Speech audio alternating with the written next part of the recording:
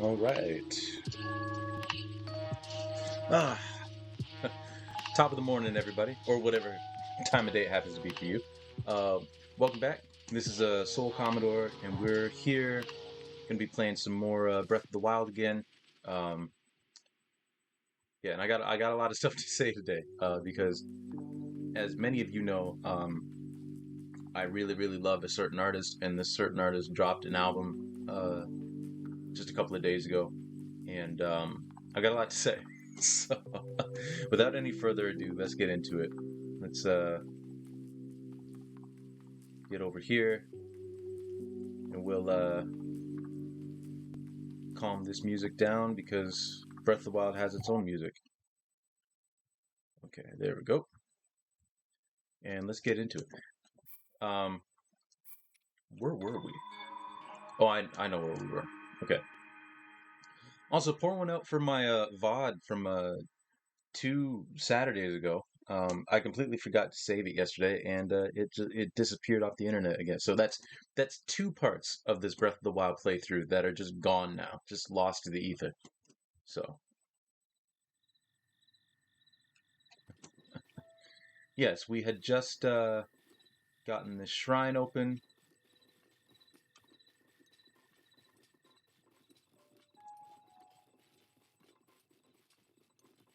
I was going to come over here and talk to Cass, but I think he might be gone now.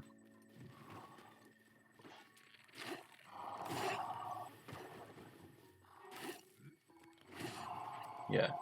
He said something to the effect of, oh, really, you? Yo! Okay. What a wonderful start.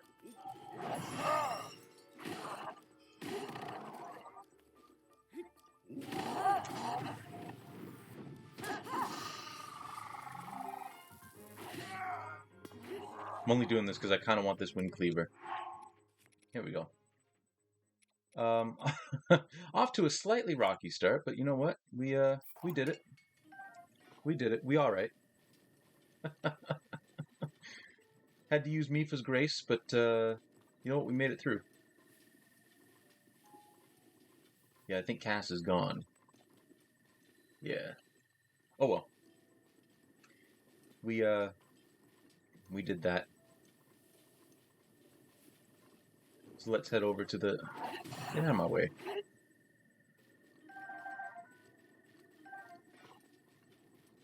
All right. So let's head up in here and let's get going. Yeah, we're just doing some more shrines today. We're gonna uncover some memories, probably get a Korok seed or two, do some more side quests. You know, just basically just wrapping stuff up before we go and do Champion's Ballad because I'm really looking forward to that. But I want to get all the shrines and everything and all the side quests before you start that one. So, moving in parallel. Ah, right, this one. Yes.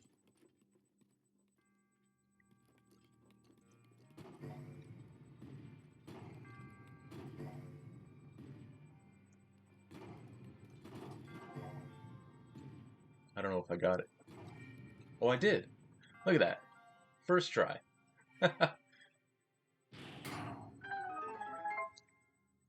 Now, some of you might think that that's all to this. That's all there is to this shrine, but as you can see, there's a little hint here that there's a platform that's not moving, and a little glow of orange light. So you come over here. First, we got a treasure chest. Ooh, you know what? I want that. So we're going to drop this other boomerang because I never use the boomerangs. I don't really care about the boomerangs. Now we start this, and there goes our ride, which, you know, now we gotta wait for it to come back.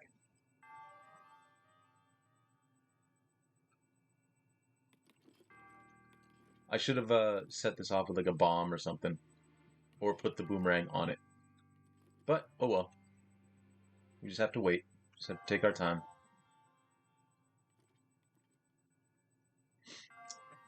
I think if you jump off and die, the thing might reset right here, and then you can just like climb back on when you respawn.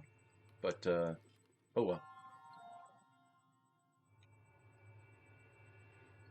So to start off today, we're doing the final 3 of the challenges set forth by Cass.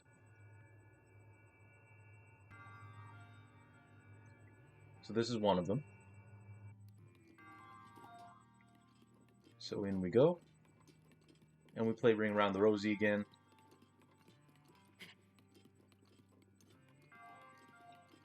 And there we go. Yeah, but how's everybody doing today? Seems like been kind of a lazy Sunday so far. You know, not too much oh, excuse me. Not too much happened as I yawn. Yeah, I think it's a lazy Sunday.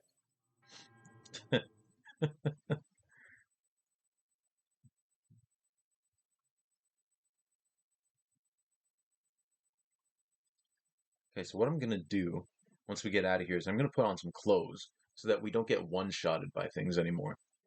You know. Hey, good morning, Redria. How are you? How are you? How are you feeling?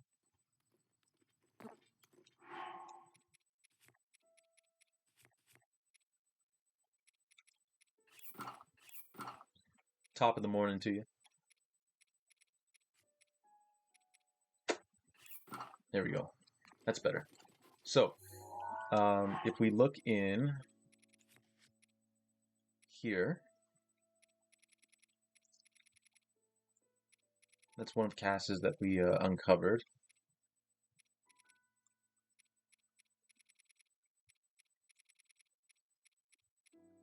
Actually, it's not going to show up here. Still got a few symptoms, so you're playing it by ear. That's fair enough. That is fair enough. I hope you're at least feeling a little bit better than you were, and I hope that those symptoms abate like much sooner rather than later. Because yeah, it's no fun, no fun. But it's good to see you. It's good to see you.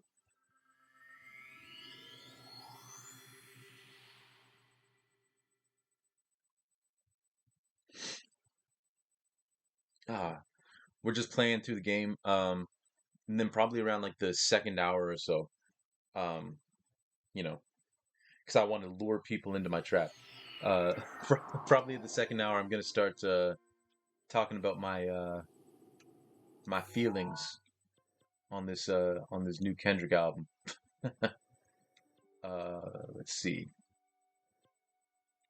That is not the shrine that I wanted. What's the shrine that I wanted? Ridgeland. Um, was it this one? Hmm. I don't know. We shall see.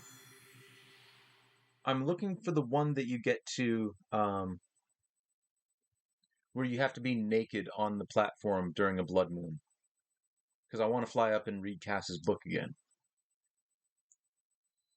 Oh, this isn't it either. Okay, we're just teleporting a little bit, guys. Bear with me. Okay, it's not that one. Oh, all this stuff is so much easier to do with the map. But that's uh that's my problem. I think it's this one actually. Now that I think I've got my bearings straight, I think it's this one.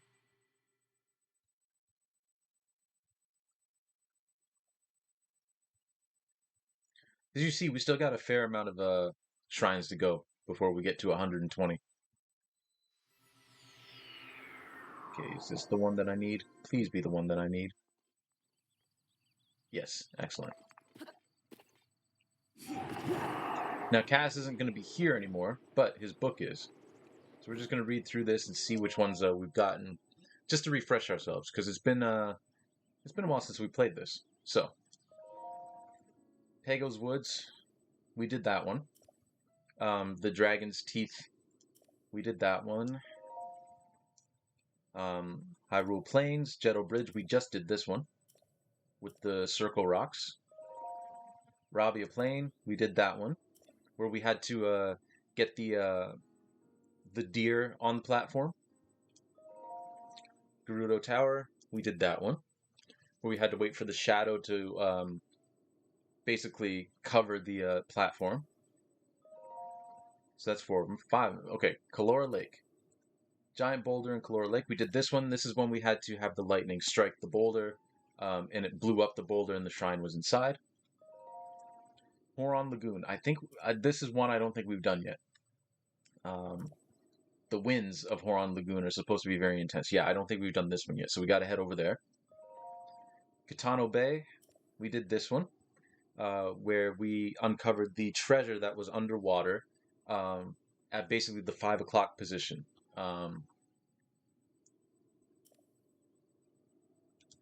So we did that. It's not a shrine quest. It's actually just a regular, just treasure.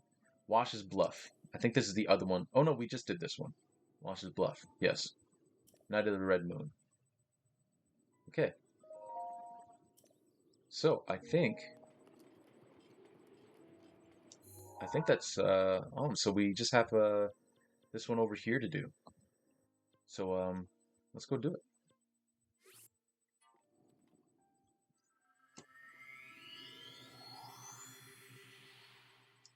And then once we finish this one, we'll count up the cast side quests, to make sure that we got all of them, because there may be one that I'm missing. I don't think so, but hey, there might be one.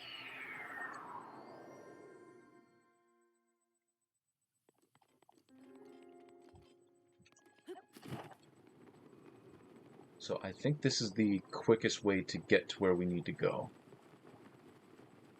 Like, coming from this shrine, I think this is the quickest way.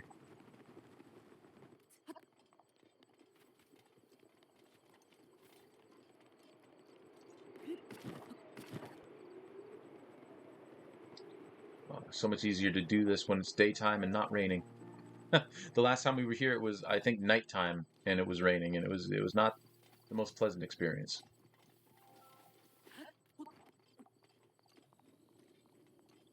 All right, Link, get your stamina back. Thank you.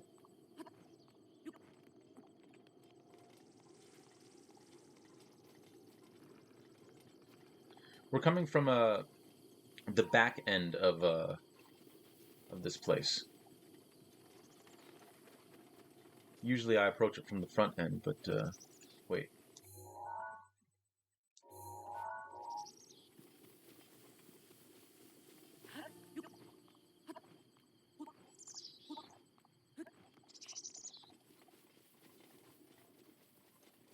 At least I think we are.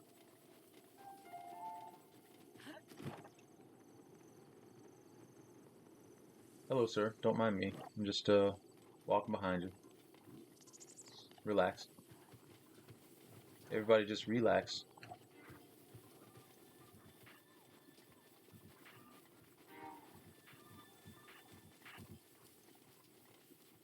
Same with you. Just relax. Everybody just calm down. Oh.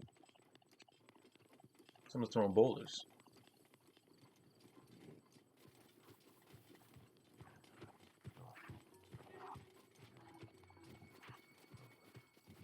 Now, I believe over here. Yeah, look at that. Look at that. Look at that vista. Like, that's just beautiful. Like, just amazing.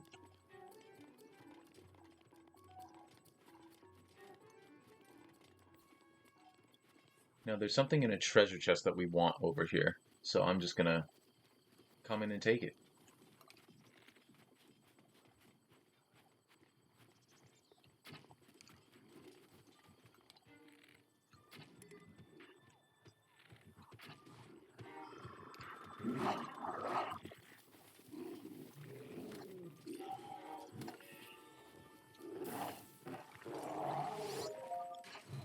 Oh, this is gonna hurt.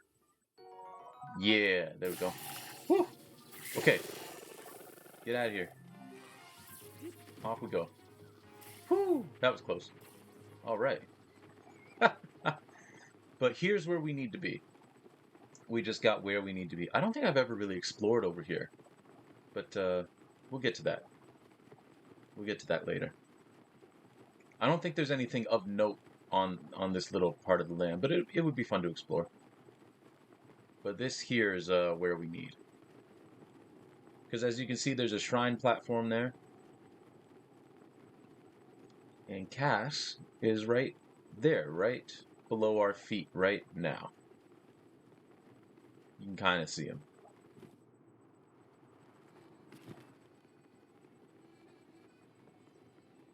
And it's pretty rainy, pretty windy here. So, oh, I was sure that I would be alone in so remote a place. Pardon me for not greeting you sooner. No problem, man. Oh, it's you. Although I guess I shouldn't be surprised to see you here. I know a song about this place. Would you like to hear the ancient verse passed down in this region? Yeah, let's hear it. Excellent. Without further ado. He breaks the rocks that serve to bind above the tempestuous bay. On wings of cloth and wood entwined, he lands on the altar to open the way. That is the most important part of this shrine quest, guys. Um, Most important part. The tempestuous bay from the song could be this very bay. But what sort of wings are made of cloth and wood? It's a juicy riddle, but one I may never puzzle out. Take care, and may the light illuminate your path. Um, yeah, no, that's the most important element of this whole thing because you have to land on that platform while you're airborne, um, using your using your paraglider. Um, these dudes, I swear.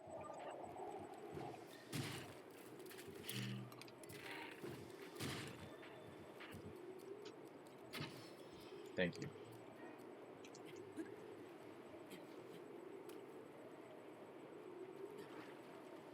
Oh, I'm not gonna be able to pick that up.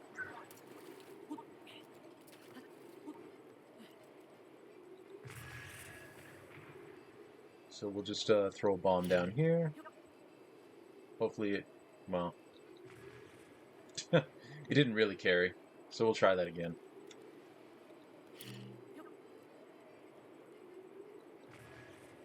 Really? Come on now. Yeah, so the part that I was talking about of this game that I forgot to save the VOD for was the episode in which we finished the rest of the okay, that's not gonna work. So we'll just come over here and blow this up ourselves. Actually, we've got bomb arrows, right? Sure, I could just do that.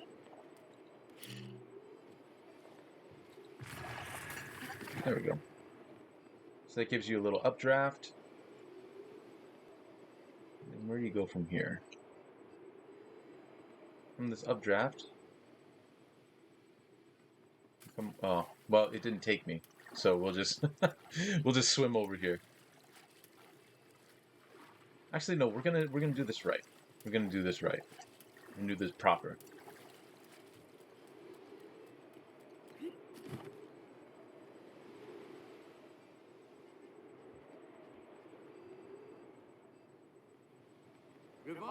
Ah, as you see, there's a pile of rocks here. That's why it didn't work. I didn't even realize my Rivali's Gale was a... Wow, this wind is very persnickety.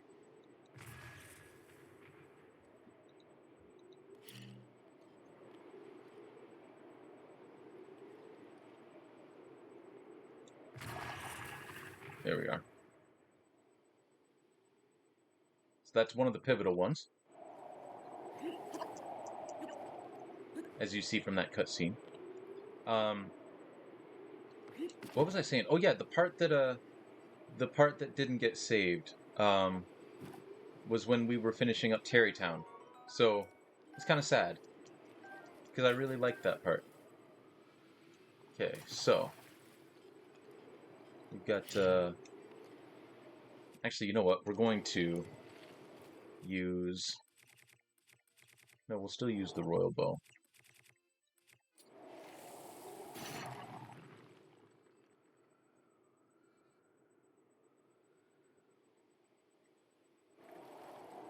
So that's 2. Then I believe this is the last one. Oh, right. I need a new bow. It's a shame. I really like that bow. But, oh well. There we go. Now we've got all three of the winds heading in here.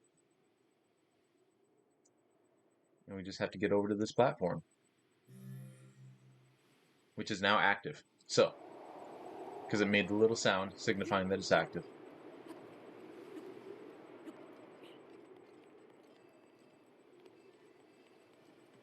And now we're going to try our best to get this, play a little basketball. I don't think that did it. No. Maybe this here. Please? Ah.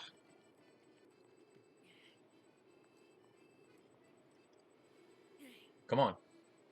No.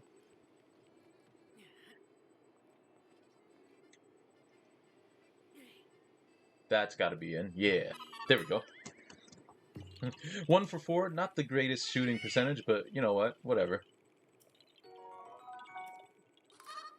Now, I am going to see if I can get... we're going to come over here and start from the very beginning of it and see if we can, like, make our way through. Because I think that would be fun. So we just kind of run up here and...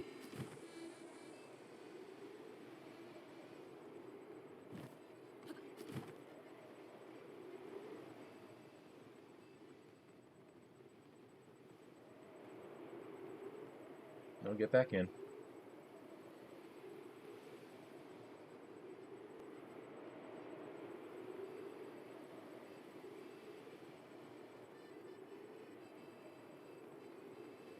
And like I said, you have to land on this thing while you're on the paraglider. If you land just before it and then climb up on it, it's not going to activate. But here we go. Not too bad, not too bad. Just a little bit of a puzzle, but we got it.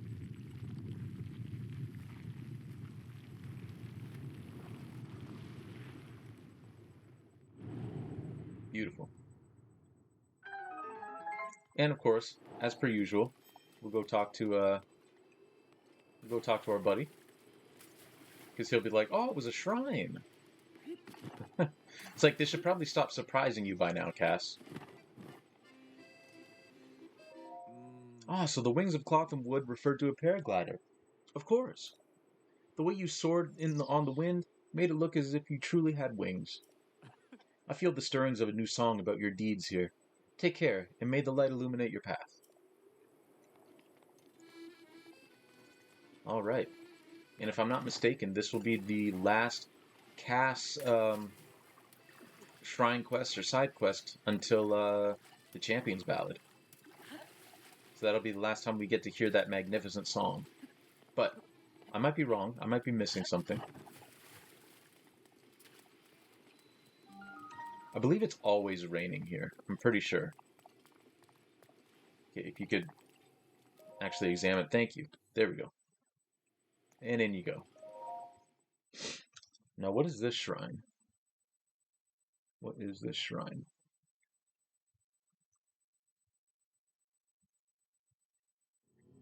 Oh, it's just a blessing. That's cool. That's fine. Kind of an odd blessing because it really wasn't that hard to get to the shrine. But, hey. I'm not going to look a gift horse in the mouth.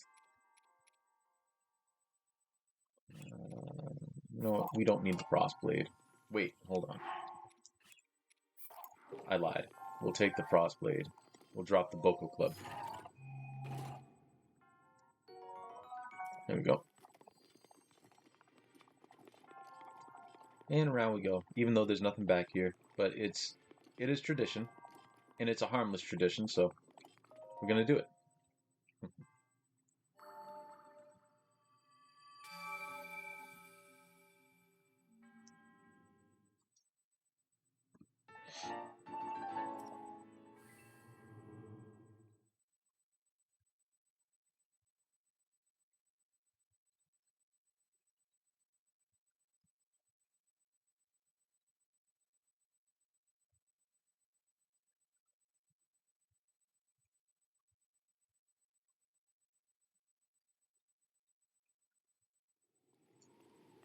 Okay, so now let's count up the little cast things. We'll just look for his name.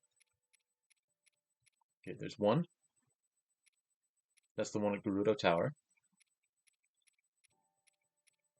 Two. Um, that's the one at Calora Lake. Three. That's Pagos Woods with the Serpent's Jaws. Four. Crown Beast. That's the one with the deer. Five. That's the one we just did. Six. The two rings. That's the one we just did as well. Seven. Under Red Moon. That's right. And then the final one is over here.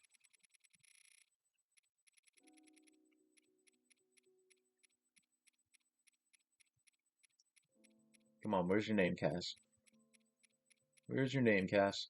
There it is. The Hero's Cachet. There we go. And let me just use my trusty pal Google to make sure that we didn't miss one.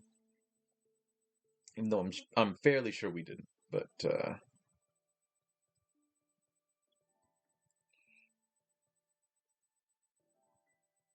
Cass side quests. And let's count them up on here from the official Zelda wiki. 1, 2, 3, 4, 5, 6, 7, 8. Yes. So unfortunately, unfortunately, that is the last we will hear from Cass for a little bit, for quite a while actually.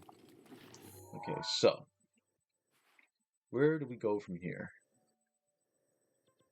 We really need to do more shrines over here, as well as some more shrines over here and up here. So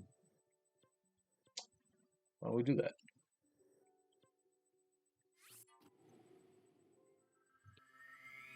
Why don't we do that?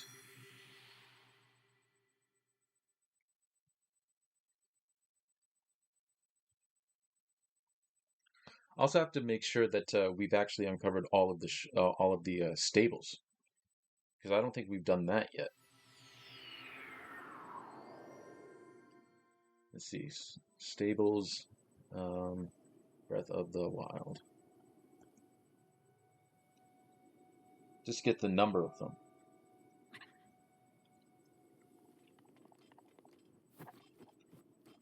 Also, we need to get off of this cliff here. Hey, there's a shrine right over there that we didn't get. Look at that. Also, why are we traveling so slowly when we have bombs? Well, of course it doesn't work if we fail them.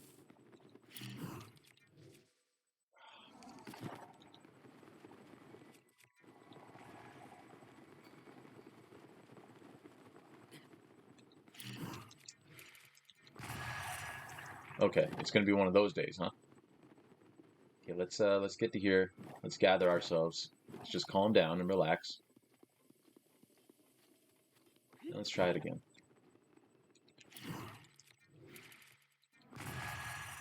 Still no. Okay.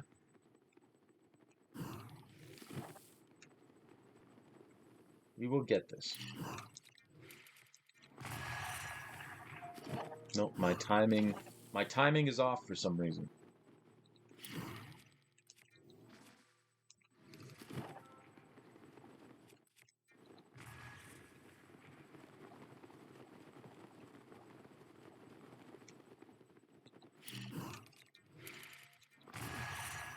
Really?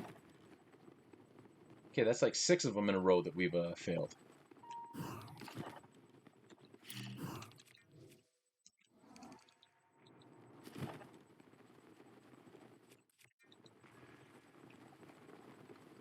Okay, you know what?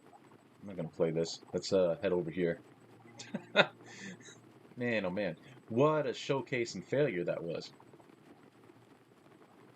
But that's alright. That's alright. We'll get it back.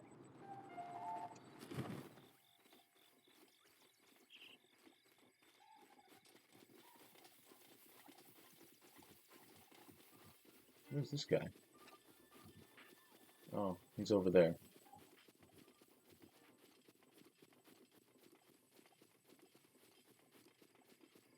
Oh, he was about to cast something. He was about to cast like a hailstorm or something like that. But then I was too far away and gave up.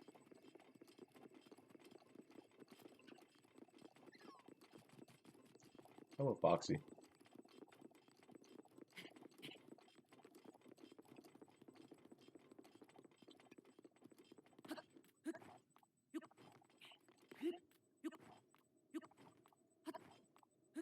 Actually, this is going to be a little bit sidetracked, but I just realized something.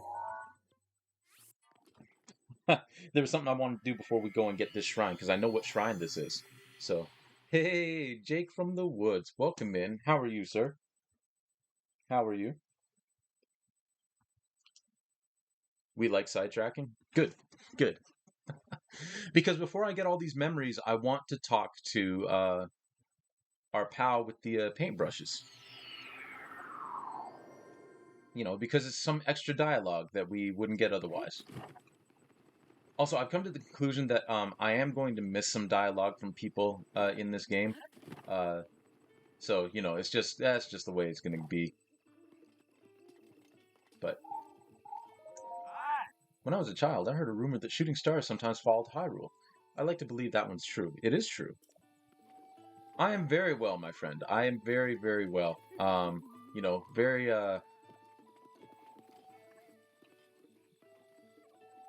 um still very, very coming off the high of Mr. Morale and the Big Steppers, which I'm going to speak on in a little bit. I just thought we would get some gameplay in first before I start yapping, you know. Um, this is our guy, Bakango. Yes, it's nice to relax and observe the animals every once in a while. This dude is not good at painting horses, I must say. Horses are not his forte. Hey, we meet again. Are you out traveling as well? Traveled all over the world. Yeah, let me show you my picture. Check out my album.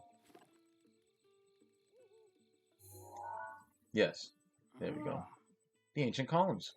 If you cross the Tabantha Great Bridge over there, you'll find a large cliff to the south. The ruins are atop that cliff. Yep, near that old shrine, and that's the shrine that we're headed to. I recall that shrine. You can see right there too, so I'm pretty certain that's the place. And the reason I want to talk to Pikango before we go and do these is because, much like Cass, once you actually uncover the memory, Pikango isn't at these stables anymore. So, you know.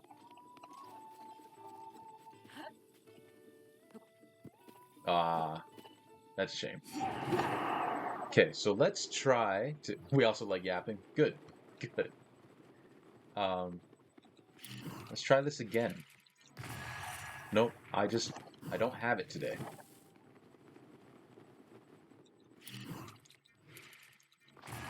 Okay, there we go. We got that one.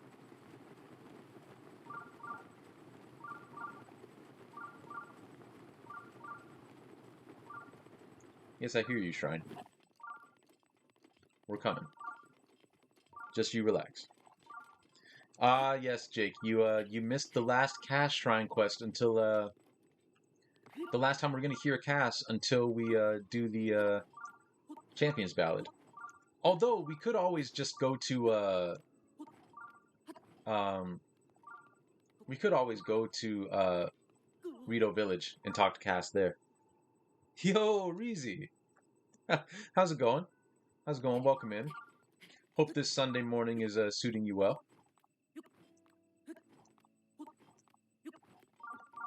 Here we go. All right.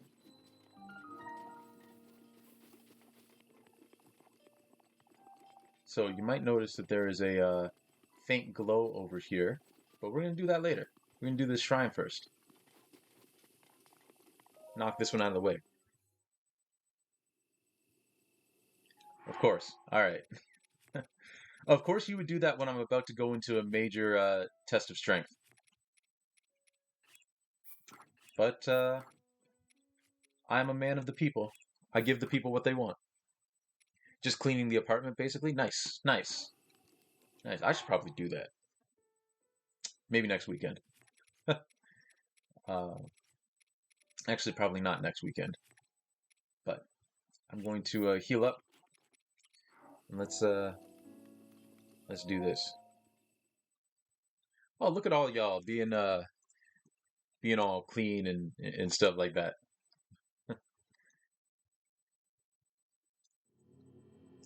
All right. Major test of strength. Here we go.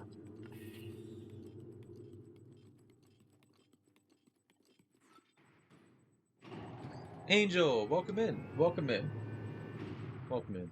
Big mood. I'm on break right now. Maybe I'll never get up. Well, I say probably not next weekend because we might be going to visit my brother in London. Um, so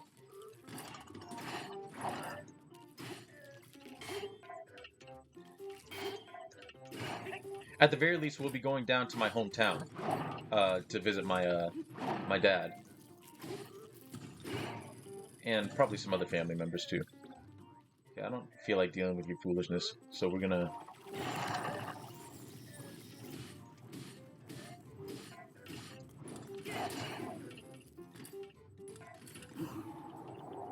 Whew.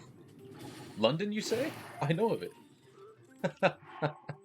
London, yes. I don't live in London anymore. You don't. You don't. And yes, unfortunately, Angel, London isn't that exciting. It's London, Ontario. It's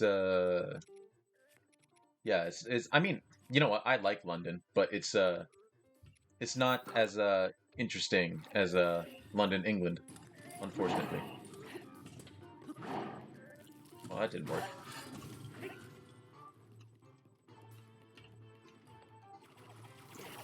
Nope, that didn't work either. Oh, well, he hit the pillar though. That's all right. We'll take that.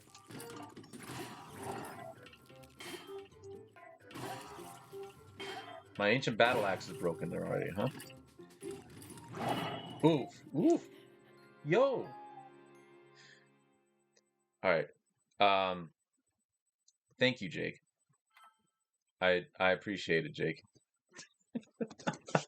for for for making me take my clothes off here. But that's all right. We will do this again. That was going well until all of a sudden it wasn't. It's it's a London is a respectable 6 out of 10. Yeah, it's fine. Like I went to university there. I went to Western. Um, so it's fine. During the summer, it always smells like skunk in London. It's very interesting. I have plenty of very good memories in London. Also, some not so good memories, but you know that's pretty much life.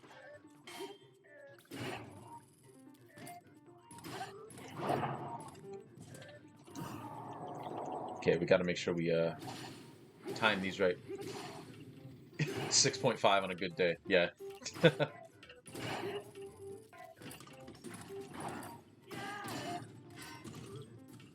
Okay, I'm not taking any chances with this dude. So,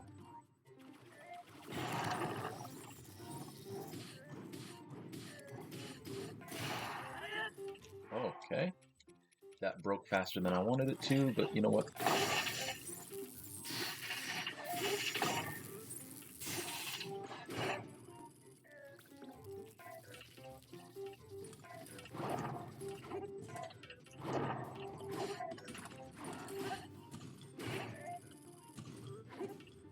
Okay.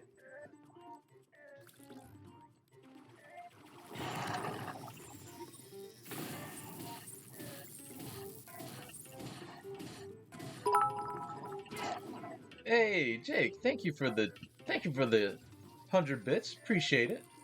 Appreciate you. You didn't have to do that.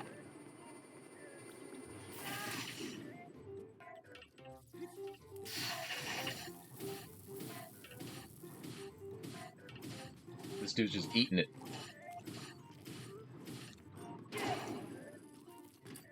Although I should probably be careful saying stuff like that.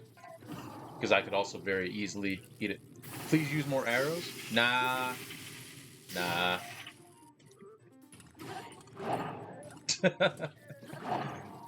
I mean, I probably should. But,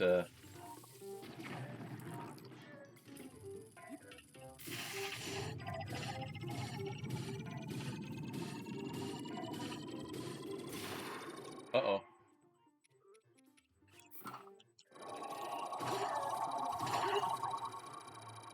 Ooh! Just in time. Yo, that got hairy for a second. I will use arrows on the next one, Jake. Because there was one actually where I think it was Millie Says Maybe who said that I couldn't use any attack buttons, or maybe it was Rain. I don't know. It was somebody. That could have been bad. Yeah, that could have been real bad. Um, but it was somebody like locked one of my buttons, like my attack button. So I ended up. Don't you love it when you drop a shield and then you end up picking up that same shield? It's great. Um, so I had to fight the entire thing with arrows, and it was actually pretty good. It worked pretty well. I think I primarily used ice arrows and just froze it over and over again. Ah, okay. So this is one of those situations where we have to like drop something, equip this thing, throw it away, and then because I don't want a knight's halberd.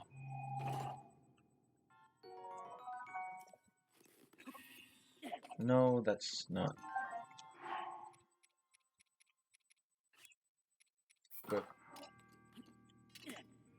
There. Now we'll pick up the weapon that we want. And up we go. How's everybody doing today?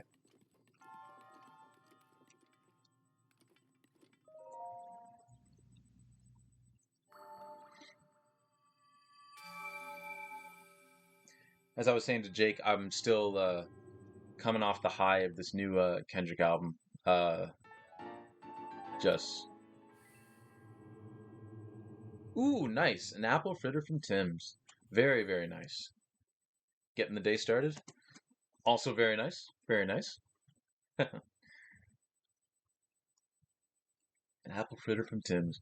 My favorite Tim's donut for the longest time was the Dutchie, which is like the square, like um glazed like cinnamon raisin thing.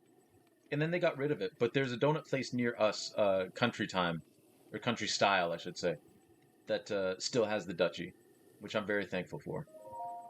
Okay, now what is this memory here that Picango helped us get to? I worked at Tim's when it came back temporarily. I was working at Sport Check when that happened, and there was a Tim's in the mall where that Sport Check was. So I got like a box, like a dozen of them, and I froze them. You heard about that place on the radio? Actually, no joke. Nice. I think Country Style is like it's not as common as Tim's, obviously, but there's a few around in different places. I think we're still in the phase where Zelda hates Link. Nothing. Just as I thought. It appears that this structure was designed to be exclusively accessed by the sword's chosen one. But designs can always be worked around. At least I hope. How do I get inside? I need to activate it somehow.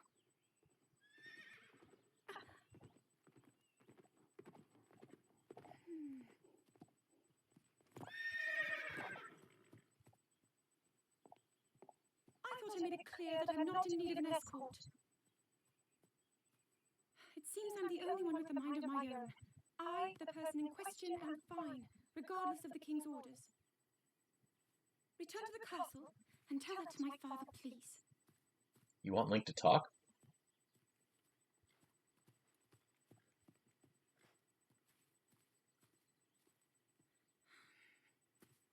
And stop following me!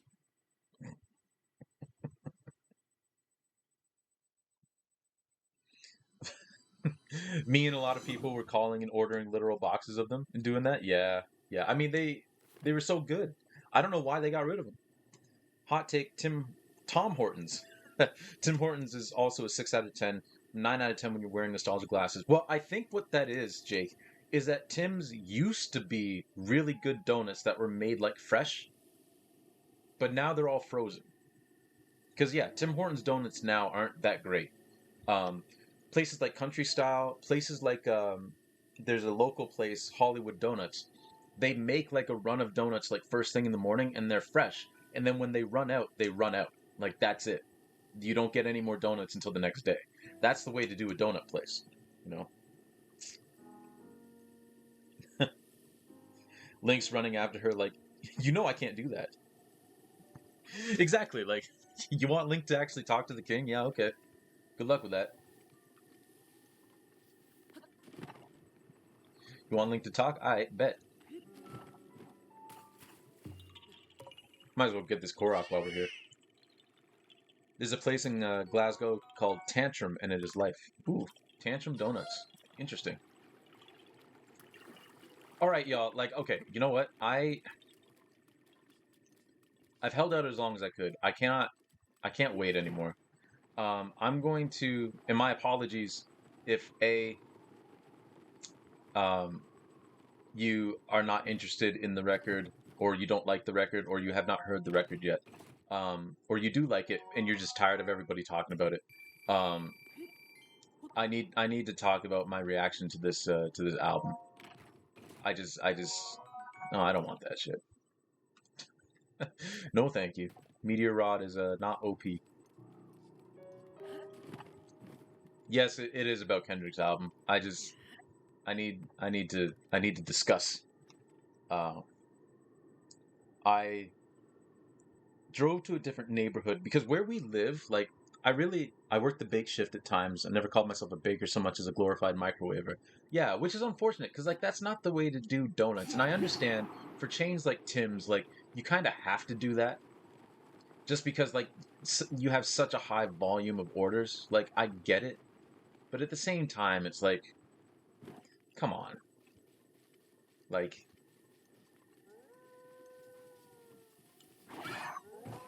Yeah, everybody run away.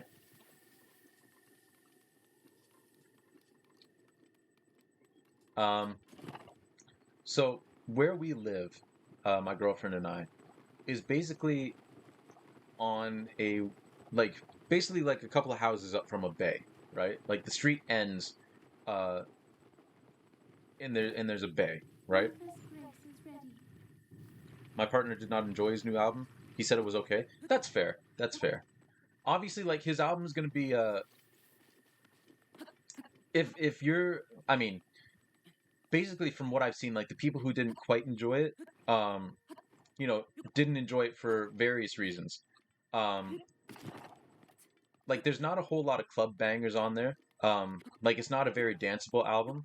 It's a more introspective album. It's more this is the kind of album that someone puts out when they put out something that's more like radio friendly, like Damn or his album Good Kid, Mad City, because he followed up Good Kid, Mad City with an album that was decidedly less danceable, which was To Pimp a Butterfly, which I still hold as number one, his like best album.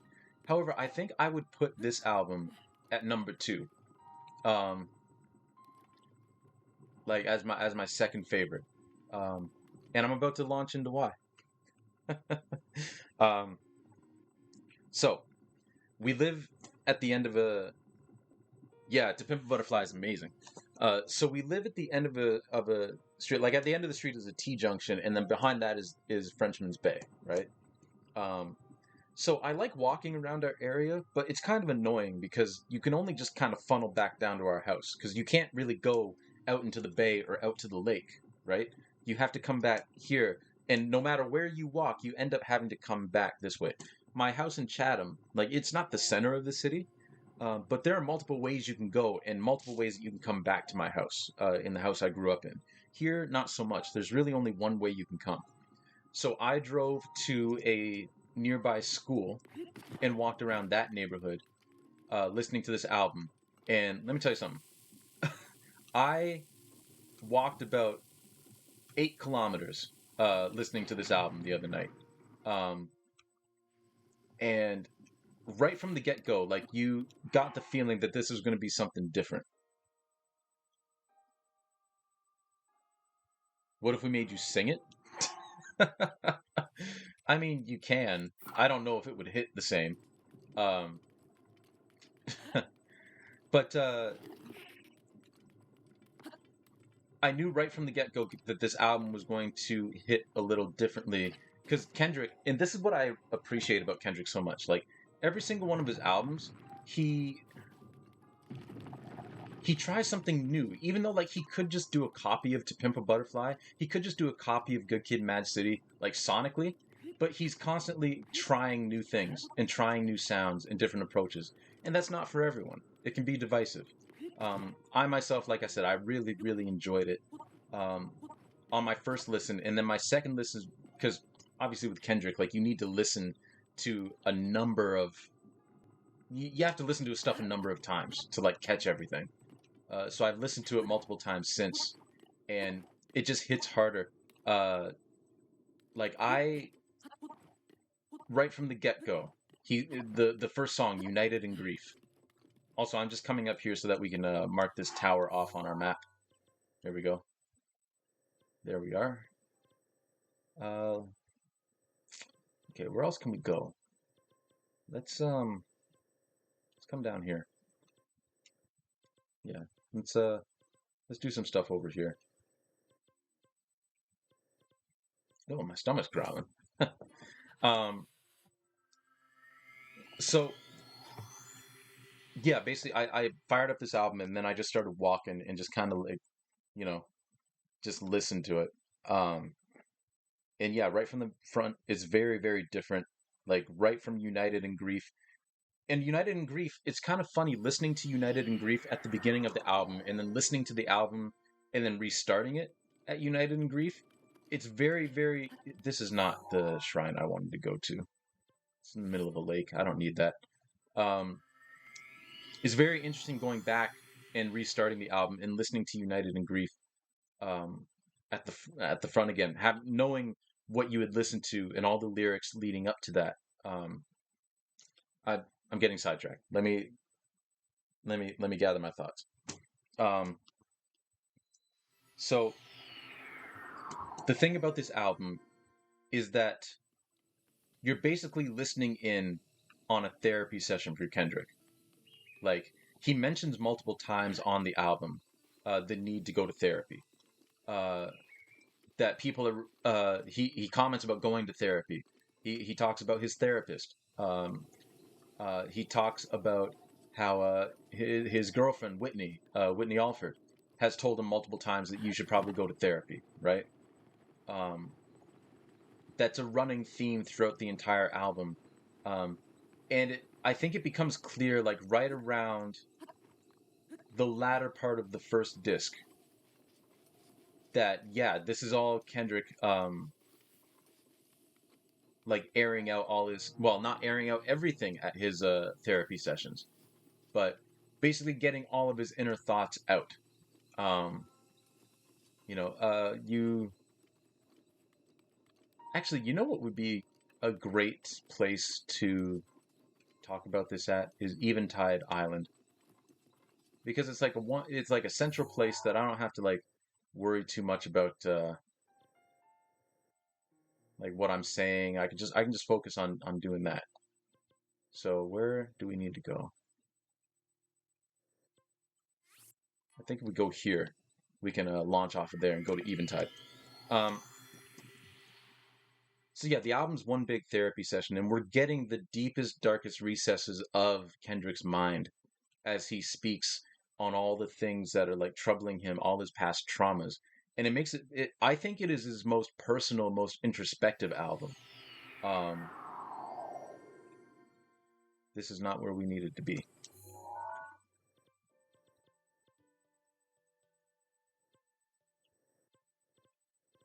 I think it's this one, maybe.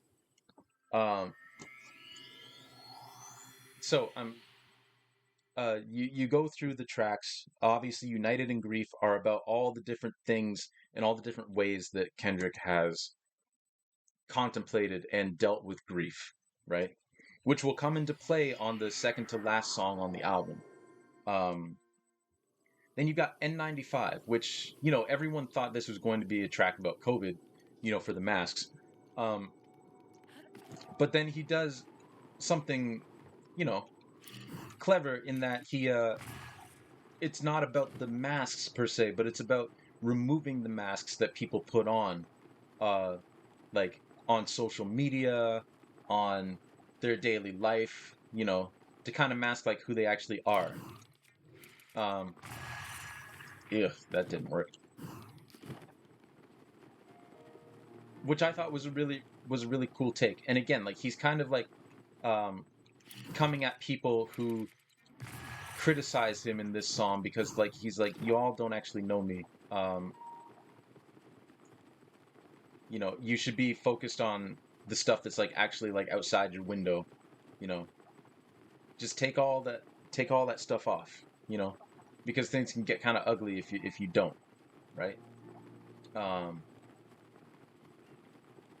and then you get to the next. I don't think I'm gonna do this like song by song. I'm just gonna talk about the highlights for me. Which one of the highlights for me is the song "Worldwide Steppers," um, which is early on in "Worldwide Steppers." He's kind of talking about how like the different way that people are killers. Like obviously you have the straight up people who kill people, but also like the way that we kill each other's self esteem, the way we kill each other's accomplishments and confidence, and the way we make people feel. You know, uh, that's a standout track to me. Father Time is a really great track that talks about black men and their daddy issues because black men. Oof. Uh-oh. That's I kind of wanted that one.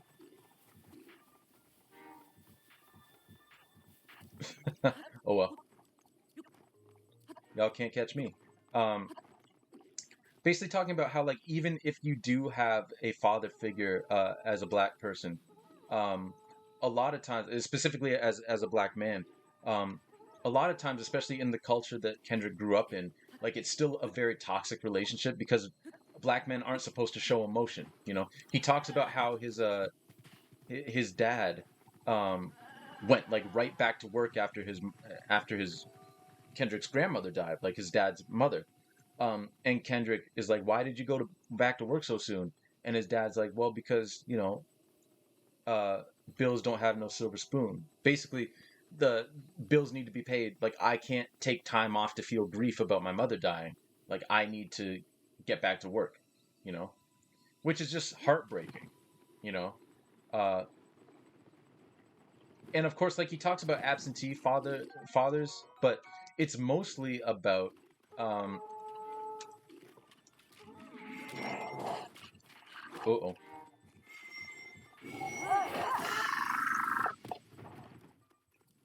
nice. um, it's mostly about like the different issues that black men have with masculinity and growing up with these toxic father figures, which I thought was a really cool take. Which song are we on to? Oh, Father Time. Sorry. Like I said, I'm not going to go song by song. Um, and then you have the song, which I mean, shout out to Taylor Page uh, for the song "We Cry Together," um, which is basically like just it's a big. Oh no, get back up there! Don't don't go chasing that apple. You're fine. Um, "We Cry Together" is basically like a big argument, a big fight between like Kendrick and this his presumed girlfriend in this. See, it almost reads like a skit, but it is a rap, right? Um, and some of the most it takes on once again the different issues that get taken into um, a relationship. And they're going back and forth tit for tat throughout the entire song. It is very uncomfortable to listen to if you've ever been in a toxic relationship like that. Thankfully, I haven't, but um, you're just kind of like taken aback because they're like really going at each other. Um, and at the end of the song, like the lyrical content of the song is great. Like at one point, she's talking about all the different ills and faults that Kendrick has, and says that you're the reason Harvey Weinstein had to reach his conclusion. You're the reason R. Kelly uh, uh, can't recognize that he's abusive. Uh, Basically talking about like the way that black men. Um, it's a critique on relationships and also a critique on like black men and the way that they carry themselves in relationships, and also like uh, I think it's a critique on like black women as well. Although I'm not so well versed in that in what he's critiquing there. I'm gonna have to give the song a couple more listens. But it's a great look at. It's just like fantastic because Taylor Page isn't a rapper. She she's an actor, and she does an amazing job in this song. Um, you know, and then what you realize afterwards is that while there's some like real stuff being talked about, it is kind of like superficial things. Like, like she starts insulting his manhood. He starts like insulting her physiology. And then at the end of the song, Whitney Alford, Kendrick's real life girlfriend, comes in uh, and says, "Stop tap dancing around the issues." And then you go into the final song of disc one. Um, and then disc two, you finally get a breakthrough in Kendrick's therapy, starting with the song um, "Count Me Out," which is where the title of this stream came from, because the choir in the background of that song sings "And I'm Tripping and Falling," which is basically Kendrick. He acknowledges his faults in this song, and then also says like, "Yeah, I'm not perfect," but he loves it when people like, disregard him for that reason. Um, that it gives him a certain kind of power is not the right word, but it's sort of like, okay, I'm gonna overcome this, and it's just I think it's a fantastic song, and the choir part in the beginning of the song just so good. It felt like I was like listening to I thought it was a sample of Kirk Franklin or something. Like it was just amazing. Um, just ugh. And I'm tripping and falling. Um, and then the very next song, Crown, um, basically talks about, um, and this is very true for a lot of people when you finally like make it, when you've got money, um, and people start asking you for handouts and favors and all that, and you're very willing to give it to them. But at the same time, you know what? I didn't even do the orb over here. I'm too busy talking. My goodness. Hold on, everybody. um, I knew I was forgetting something. I didn't even get this orb. Um, Crown talks about how it's a rumination on the fact that like you know people will always ask you for handouts when you've got it, right? Um, and then will get very upset with you and forget all the goodwill that you've done so far. Like as soon as you say no, as soon as you put your foot down and put some boundaries in, they get upset, right?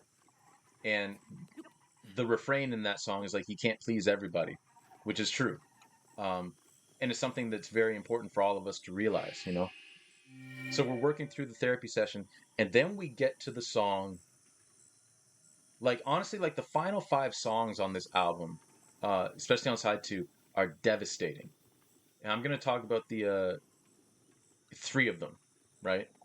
Well, I'm gonna talk about four of them, but the last song on the album, is not so much devastating, but it's just really good. Hey, Trip, welcome in, welcome in. How are you? Um, the next song I'm gonna talk about is a song that I think everybody's like heard a little bit of. Um, and that's the song Auntie Diaries. I was not expecting this song. I don't think anybody was. I don't think anyone was expecting this topic. Uh, I don't think anybody was expecting. Auntie Diaries is telling the story of one of Kendrick's former aunts who is transgender, and transitioned to being a man. Um, and I had never heard anything like that in a hip hop song before. Um, I mean, older hip hop songs bring up that topic, but not with any sort of nuance or any sort of like reflection or introspection. Um, it it's always been like a derogatory thing, right? Like making fun of them. But in this song, Kendrick talks about how his aunt, now his uncle, um, basically like first got him into rapping because he wrote raps, right? He was kind of the first person that Kendrick heard like write some raps, and that kind of got Kendrick interested in it, right? So he was cool. He was cool with this uncle, right? Um, and then kind of following his uncle's lead, one of his cousins transitioned to being a woman, his favorite cousin, right? And at this point, this is where the song gets. Now, there's some things that people kind of oh, not listen to Lamar yet, but waiting for your take on the music so I can go listen to them. Ah, nice, nice. Um, this is the part that's very divisive, and I may not be in the right place to say what I'm gonna say, but I don't know. I'm just gonna broach. So one of the criticisms that I've seen levied against this song, and I think it's valid, and nobody who I'm not like if you feel this way about the song, like your opinion is not invalid, um, by any means.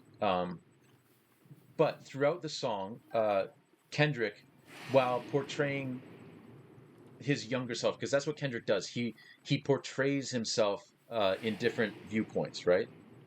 Uh, Entranced by soul in his description, never listened to Lamar, now interested. Oh, well, that's good.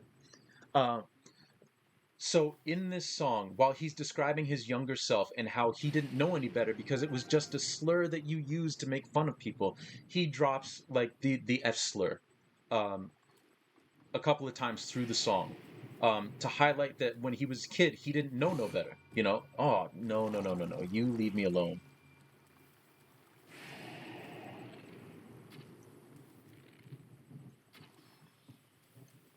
Um, and obviously, like I understand how that bothers some people. No doubt, no doubt.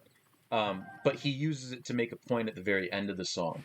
Um, so he talks about his cousin who transitioned, his former aunt who transitioned, um, and how with him being cool with it, like his family eventually became cool with it. Early on, like his other uncles would beat up this other uncle and like want to fight him, right? And he asked his mama about it, like, why is that? And his mom was like, well, it's because he gets more women than they do, right? But obviously it was because he transitioned, right? Um, but Kendrick frames this song um, in such a way of describing their hurt and their pain, and then he goes into the religious aspect of it, how like when because Kendrick is a religious person. uh he's talked about his faith many times in his song, but he kind of talks in this instance about how he didn't lose his faith, but he lost his trust in religious leaders because his pastor was talking about his cousin and how the fact that his cousin transitioned is what's wrong with the world. Like his cousin transitioning is part of the evil that is like, been brought upon the world. Um, and Kendrick was like, well, that doesn't compute. Like my cousin is a great person. You know, um, so he kind of asked the question. I got to bring up this lyric actually because it's amazing. Um, it is amazing. Um, so bear with me. Um,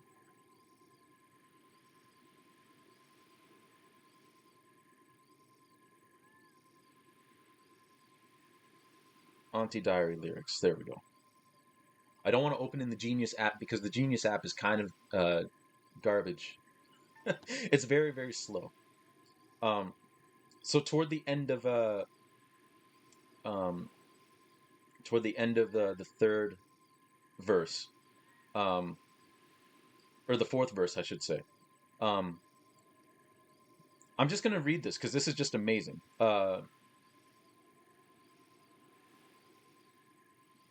Demetrius is Marianne now. Remember church Easter Sunday. I sat in the pew. You had stronger faith, more spiritual when these dudes were living life straight. Um, which I found ironic because the pastor didn't see him the same. He said my cousin was going through some things. He promised the world we live in was an act of abomination, and Demetrius was to blame. Yes, this is the new album. This is Mr. Morale and the Big Steppers. Um, um, I said, Mr. Preacher Man, should we love thy neighbor? The laws of the land or the heart? What's greater? I recognize the study she was taught since birth, but that don't justify the feelings that my cousin preserved. Um, the building was thinking out loud, bad angel, describing his cousin. That's when you looked at me and smiled and said thank you. The day I chose humanity over religion, the family got closer, it was all forgiven. I said them F-bombs, I ain't know any better. Mistakenly, I ain't think that you'd know any different, you know? Um, See, I was taught words was nothing more than sound, if ever they was pronounced without any intentions. The very second you challenged the shit I was kicking. Um, So that is the point in which Kendrick was like, "Well, I still believe in God and everything, but this, like, I'm going to choose love over hatred, you know, for my fellow man. This is my family, right? Which I think is very, damn it, which I think is very powerful. And then, and then Kendrick hits us with the kicker because Kendrick does this every once and again, and it's just like, well, he talks about the time that he brought up a white fan on stage, right, during the song Mad City, right? And he had done this multiple times. He had done this multiple times, right? Um, uh, and white fans will largely, well, by and large, would censor themselves when it came to actually saying the N word, right? Um, because that's the part he would bring them up for. But in 2018, during one of his concerts, this one particular white girl who we brought up on stage didn't censor herself and actually said it. And she was booed off stage, and Kendrick grappled with that a lot. Um, and then he brings that back up during this particular set. Ooh, look at that! Look at that! He brings it up during the close of Auntie Diaries, where he says, reminded me of how I did of a show I did out the city. The time I brought a fan on stage to rap, but disapproved the words she couldn't say with me. You said Kendrick ain't no room for contradiction. To truly understand love, switch position. And then he drops the F bomb again, um, and says we can say it together, but only if you let a white girl say the N word, right? Um, hey Jake, thank you. Thank you for the bits for that shot. I feel like I should get an NBA contract now. And basically, in that one line at the end of the song, um, Kendrick critiques cis black people who very commonly say the F slur, very commonly say the F slur, but then get bent out of shape when white people say the N word, right? And it's like you can't you can't have it both ways, right? You can't. And he recognizes that within himself through the song. Long story short, oh, I'm glad you've been enjoying it, Redria. I hope you've been enjoying Rune Factory 5. Um, Basically, this song is honestly probably the first pro trans song in hip hop history. Um, there may be another one, I'm not sure, but this song is decidedly. I mean, some people won't be able to get past the use of the F slur, and I understand that, and I get it because it can be very personal. Um, I've read online some trans people who hate the fact that he used it. I've read some trans people that are fine with the way he used it because of the way that he used it in the song and the point he was making. Um, I've also read some cis people that are fine with it, and some cis people that aren't. You know, it's all up to your personal interpretation of the song. Personally, I think the message of the song, the fact that you've got a pro-trans hip hop song that basically decries the hypocrites within the black community that are just fine saying all these other slurs, but don't you use the N word against us, right? Um, I think it's a beautiful song. I think it's a celebratory song. I think it's it's a song that I never imagined being made. You know, it's a long discussion in how society sees racism and gender. Oh yeah, no doubt. But I couldn't believe what I was hearing when I was like, okay, this is something completely new. Uh, you know, and that's partly what I love about Kendrick Lamar. Like he just is all about doing. Oof, that still got me, huh? Okay, all right. Well, hey, fine. um, he's still doing new things when he could just like I said, he could just copy um what he did on Good Kid, Mad City. He could just copy what he did on a. Thank you, Jake. Thank you for putting that in there.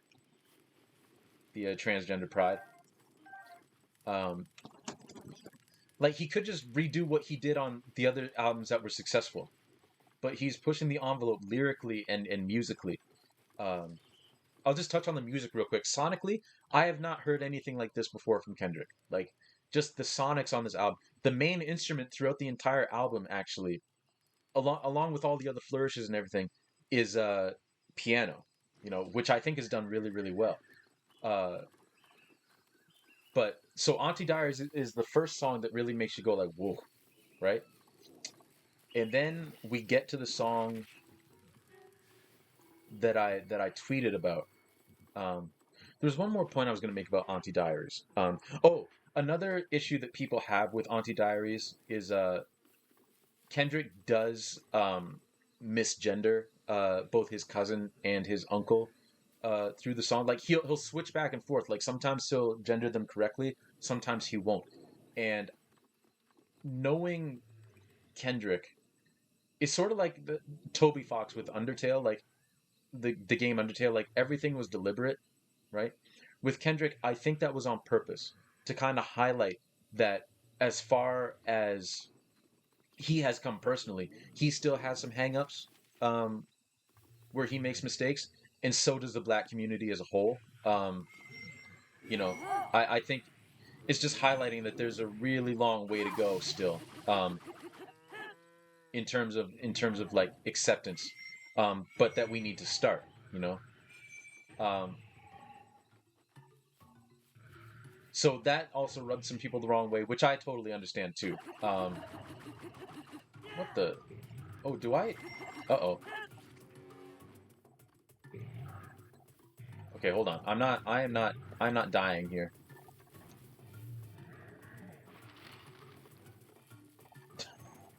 I made a mistake. I think I'm out of I need some food. Hold on. I forgot to cook anything. Oh well.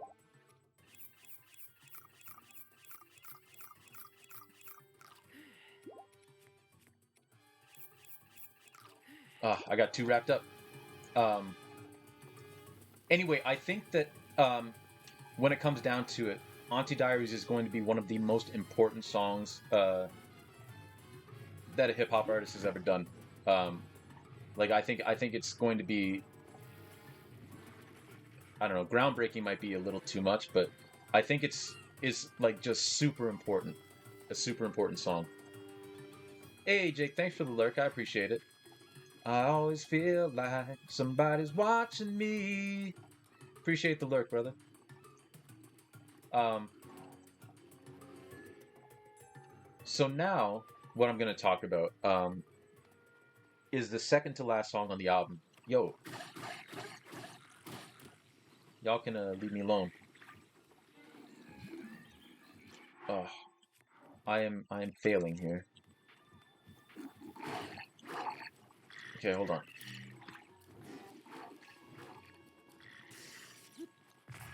Wrong direction. That is not the direction I wanted.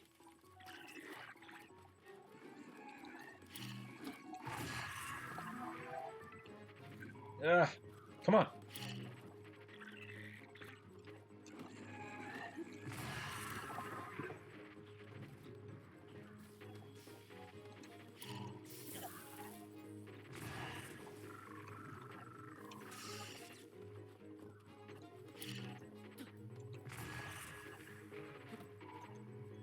Come on.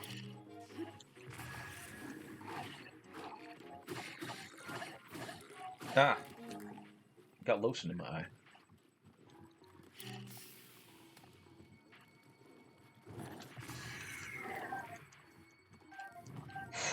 This is a that was disastrous, but we got it. We got through it.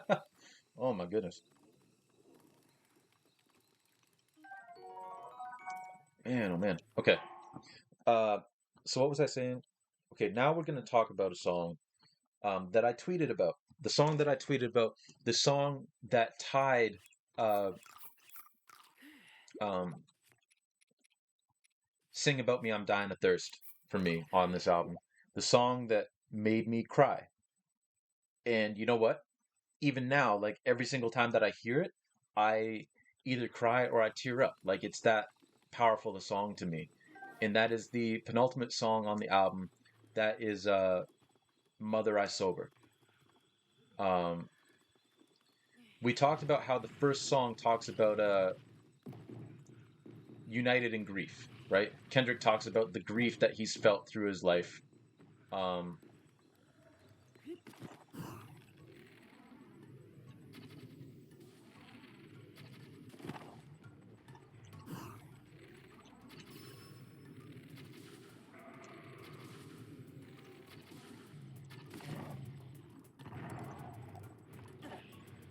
you know what? Hold on. I'm gonna try and do this the sneaky way because I don't have enough. I don't have enough of anything. So I'm gonna come back up here, wait for him to fall back to sleep, and I'm just gonna try and do this stealth like, while I try to get this lotion out of my eye. Yes, indeed, eventide. um, so the song "Mother I Sober." Um, like I said, he's not still following me, is he?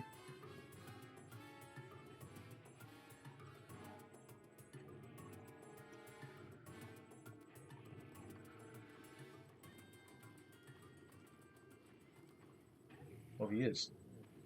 Well, go lay down, man. Um, ah,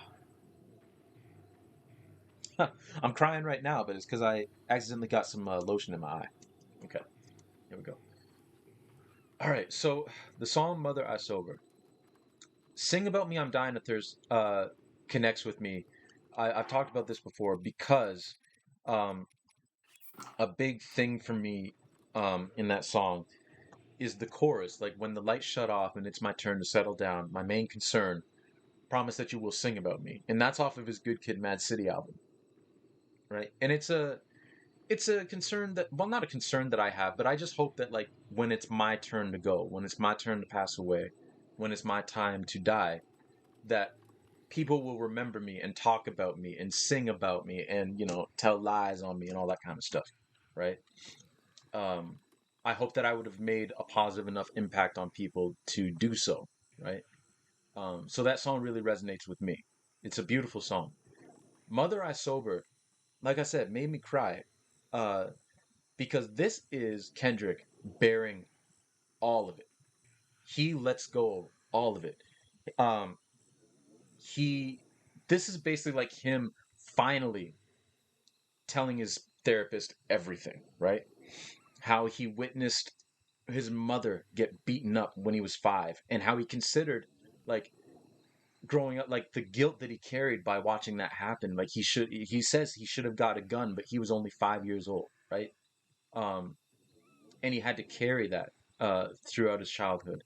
He talks about how uh, his cousin his cousin got accused of molesting him, even though Kendrick said no, he didn't molest me at all, which was true, but no one believed him. Um, and the reason no one believed him was because his mother had been abused when she was young. So she, in being overly sympathetic, didn't believe this cousin, right? And as a result, this cousin became very misogynist, right? Because he touches on that as well. He talks about, and this ties into like his the first song on the album, which is "I Grieve Different," and a big part of that is like a way that he would grieve is like he would just buy stuff, right? He would just buy shit, you know, to try to fill that void. Um, and then in this song, the second verse talks about how his cousin was accused of abusing him, and he never did. And then the third verse, he talks about how he never turned to drugs or alcohol to like deal with the grief and the guilt. Instead, he kind of falls into sex addiction. Now, there are some people who believe that sex addiction doesn't exist. I believe that if there's anything that causes serotonin to be released in your brain, and any sort of endorphins and a euphoric feeling, you can become addicted to it, and that falls into sex as well. Um, whether or not Kendrick does have a sex addiction, I have no idea. But he he talks about all the times that he cheated on Whitney Alford, who was the mother of his two children. Um, you know, and how she was hurt, but also recommended at that point that he should go get therapy, you know, for sex addiction and for all of this other stuff that he's dealing with. Because, like a lot of people, not just men, but a lot of people, he just bottled all that stuff inside and just didn't let it go, right? And it came out in very harmful ways. Um, and at the end of the song, he just kind of releases all of it, right? Um, he releases all of it. Um, and basically says like this is transformation. That's the last line that he says in the song, like this is transformation. um so he bears loose his soul, and I think one of the things that's the most devastating about that song, because the song is devastating, it's beautiful, it's enrapturing, but it's also devastating. And I think the most devastating part about it is the chorus, which is sung by Beth Gibbons of Portishead, which what a what a get that was. Beth Gibbons of Portishead. um But one of the things that Kendrick says in the song, or the chorus of the song that Beth sings is, "I wish I was somebody, anybody but myself," you know? And I'm not going to lie, there were certain times in my life where I felt that same way. Whether it was because of grief, whether it was because of guilt.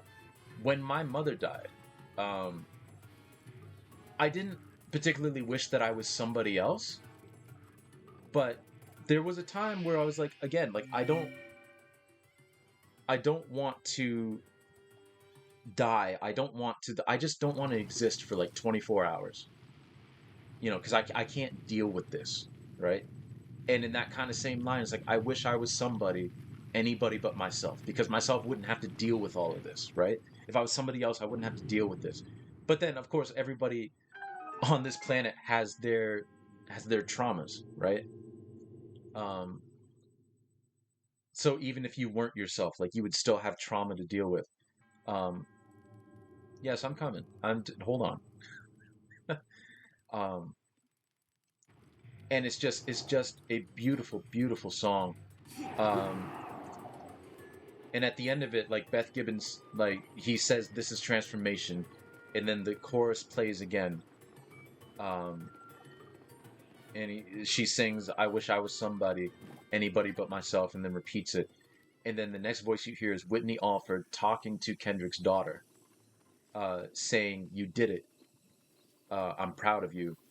You broke a generational curse," which is just a beautiful sentiment, because there is such a generational curse within a lot of black families. Um, you know, my dad broke what would be seen as a generational curse in the way that he raised me and my siblings, right? Um, because my dad would get beaten when he was growing up. Like a lot of kids got beaten, and it doesn't make it okay. But the presiding idea at the time is like, yeah, no, you got to beat your kids. And my dad said, I'm not going to raise my kids that way. Uh, and my mom, you know, was the same way. My mom and dad vowed, and I'm focusing on my dad here because, again, being a black man, like there's certain expectations that are carried through. I mean, we talked about that with the song "Father Time" earlier, where you can't be you can't be sensitive, you can't be emotional, right? You got to bottle all that up because you got to be strong for your family. My dad made it a mantra that like my kids will never ever for a second doubt that I love them. So, you know, it's it's a beautiful song is what I'm basically saying. And having been the product of someone who in a way broke a generational curse, you know, I it gets to me. It touches me. And I'm I'm trying hard not to cry on stream right now. Uh, you know, but yeah, no, that song. If you don't listen to any other song off of this album, uh, listen to "Mother I Sober." It's just it's just beautiful. It's just beautiful. Uh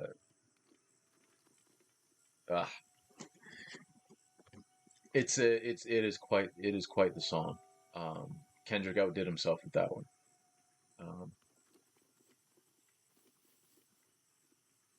oh, and one of the things that you realize is the cousin that was accused of abusing Kendrick um, is the father of Baby Keem, who's another rapper who is Kendrick's cousin. Well, his father was Kendrick's cousin who was accused of abusing Kendrick. And you find out later in the song that this particular cousin died. Um, I don't know how. He doesn't divulge how in the song, but he says basically, "I hope Hakeem makes you proud because you did not die in vain." You know, uh, So it's just uh, it's such a song. So yeah, it really resonates with me. Um,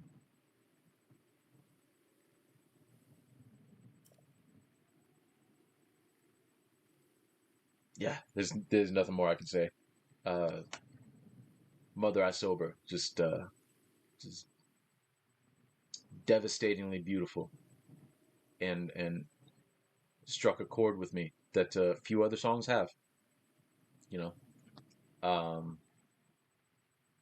Anyway, and then the final song in the album is Mirror, in which it's kind of like Kendrick coming to terms with all of this trauma, all of this grief, all of this guilt, and coming out the other side of it, kind of like, sort of like the song kind of like loving himself and saying like, you know what, I chose me. I'm sorry, but I chose me.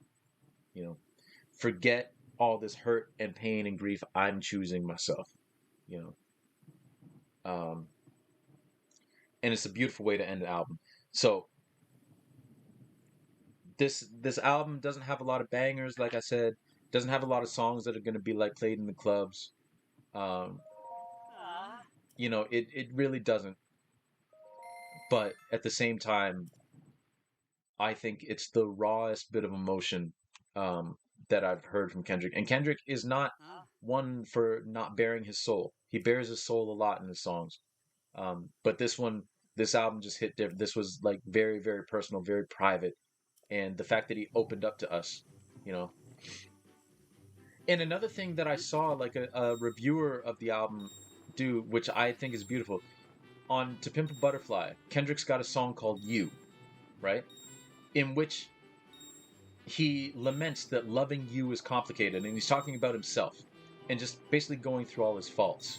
Um, and he's doing so while he's getting drunker and drunker in that song, right? Now, whether that's his subconscious getting drunker and drunker, or he himself. But you hear bottles clinking. You hear him drinking during the song. I need to take off this bow. Ah. Urbosa's fury is ready. And then here you have, so he's, and you feel through that song like it is visceral, how much grief this man is feeling and how much guilt this man is feeling in this song, in you, off of To Pimp a Butterfly. But here he is with this song, basically. Whew,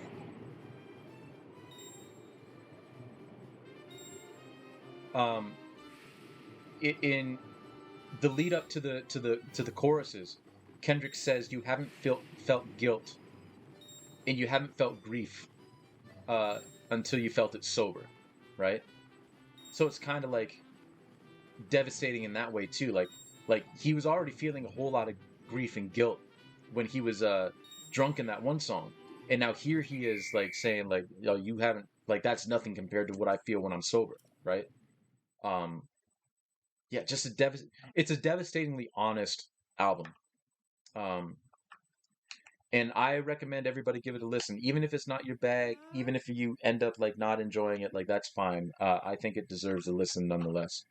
Um, so that's that's what I got to say about that. That's what I got to say about No, I'll pass. I'm good. First you fly, now you cluck. No, no, no, no, no, no. Wait, what did he say there? I have not. There's a gulf in our thinking on the matter. Then please leave me in peace that I may hear the wind's voice. Yeah, all right. Um, okay, where do we go now? Um, let's go here.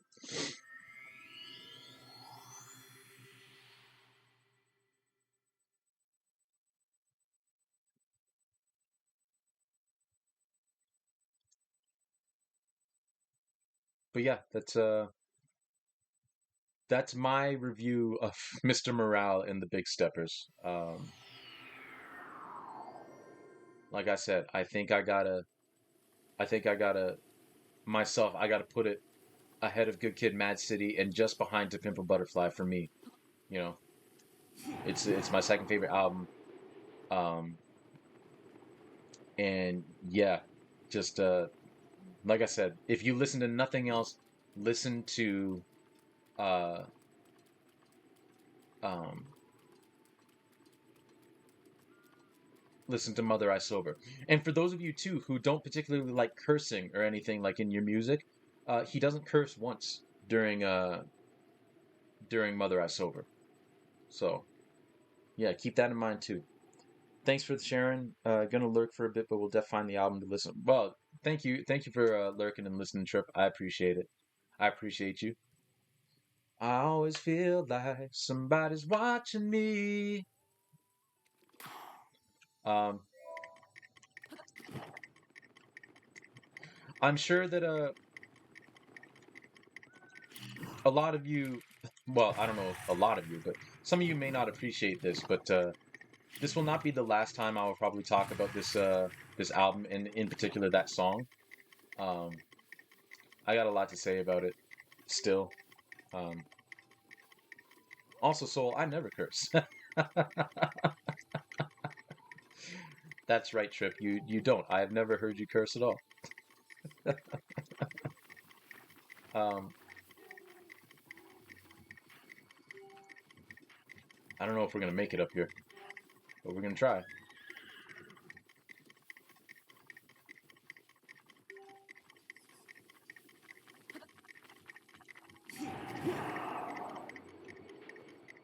Oh man, we're cutting it close. We're cutting it close.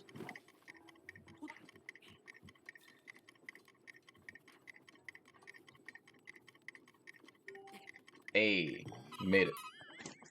Nice.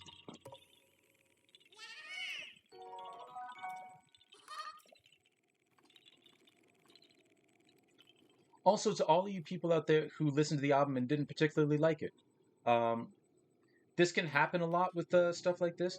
Don't feel like you miss something. Don't feel like are in the wrong or what have you. Because a lot of people can come at people like that. When it comes to stuff like this, and uh, no, the way you feel about the album is just as valid as the people who love it, right?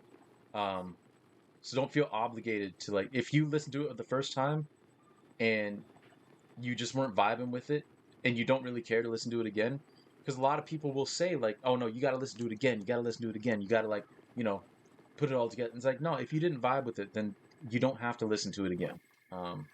I think there's a lot to find on a second listen, um, and multiple listens, but that's the key with most of Kendrick's songs because a lot of them are very deep and there's a lot going on. But yeah, if you weren't feeling it, then don't put yourself through. I mean, we're only on this earth for a finite amount of time. You should spend that time listening to something that you actually enjoy, you know. And if Mr. Morale and the Big Steppers ain't one of them, then don't listen to it, you know.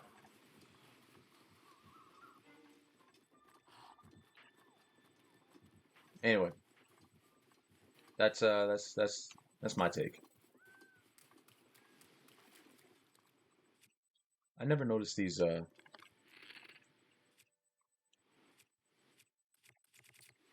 No, not that.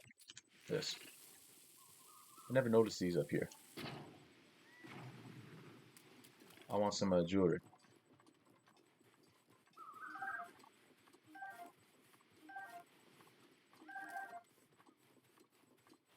Nice.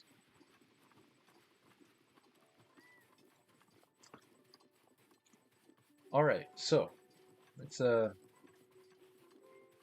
yeah, but I don't think this is the last time that I'll be talking about this album. But yeah, those are just my thoughts. Your skin is so smooth and gorgeous. Hey, Lion, how are you? How are you? Been lurking since the beginning, but I was doing other things. Now I'm watching you on my TV with my mom. How are you all? I am great. I'm great. How are you? How are you? Um, we just got done talking because I don't know if you were able to like listen while you were doing other things, but we just got done talking about my I basically just reviewed the new Kendrick Lamar album. Uh what is this lady doing? Someone's watching us? Oh my sweet Roscoe, you're so shy, aren't you? Yes you are. Okay.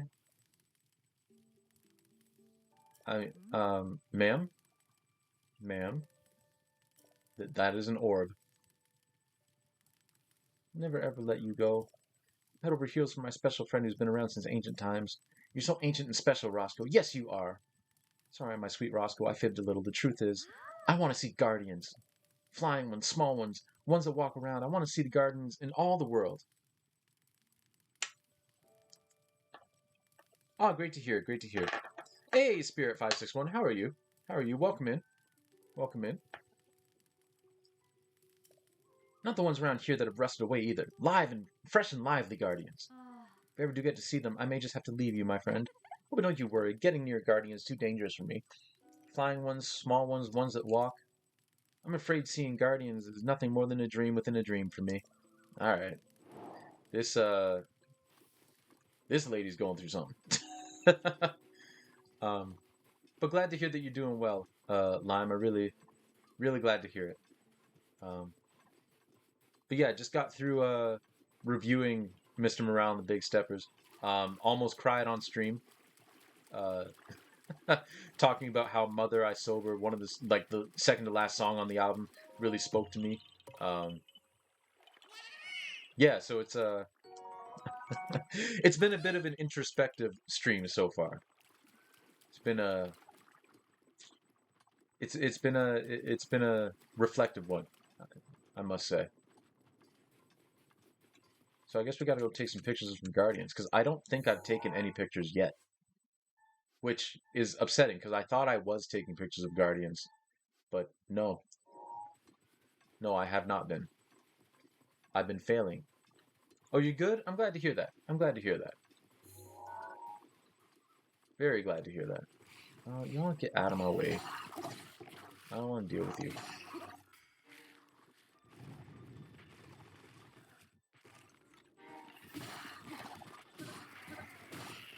Oh my god. All y'all need to relax.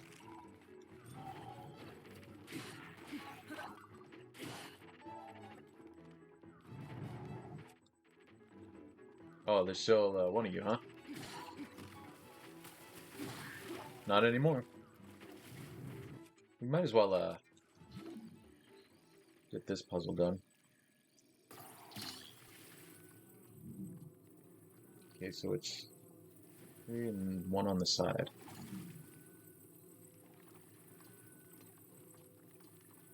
Okay, so it's not that one, so it's this spot here.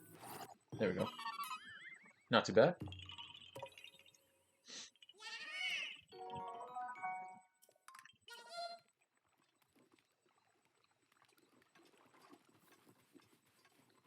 Let's get our camera out. Because here we have a walking guardian. Which I am going to save. Because we are going to try and parry this thing when we're done. I do have ancient arrows, so I could take it out with that. But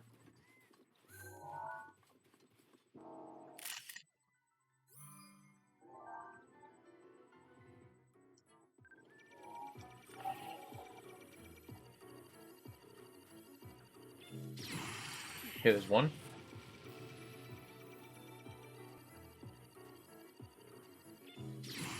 Two.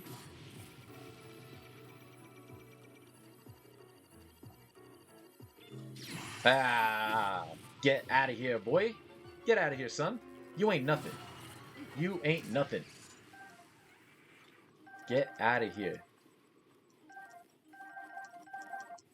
Get that garbage out of here. All right. So that's one down. There's a place over here that has a number of walking guardians. Or flying guardians. So we'll come over here. Hey, thank you, Lamu. Thank you.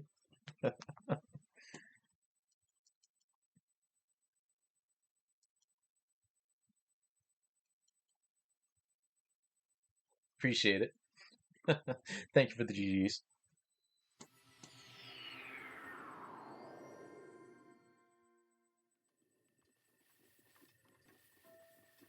Alright, so there's 2 flying guardians down here.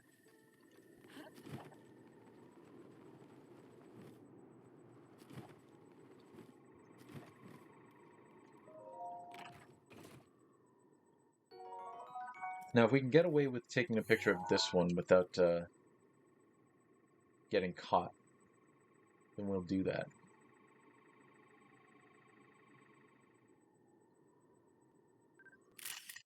There we go. There we go. Alright. And now we just have to find a shrine of modest strength, or minor, or major, or whatever. Actually, there's one right here. Just gotta go in, take a picture of this guardian, and then leave. Because I don't really want to fight it again. I don't really need to. I don't need the combat experience.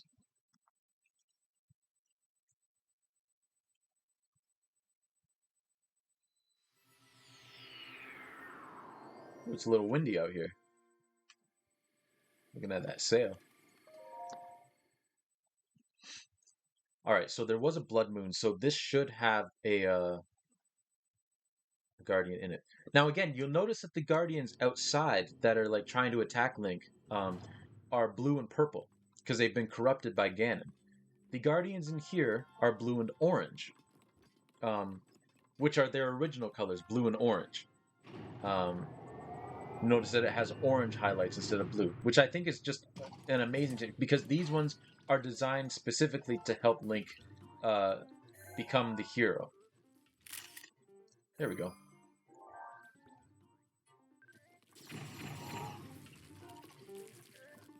Alright. Let's get out of here.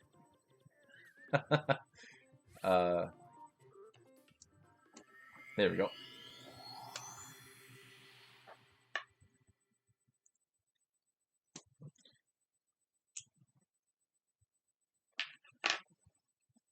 Oh, in case you missed it, Lime Moon, because I'm probably going to be saying this for the next couple of streams. Just like, um, if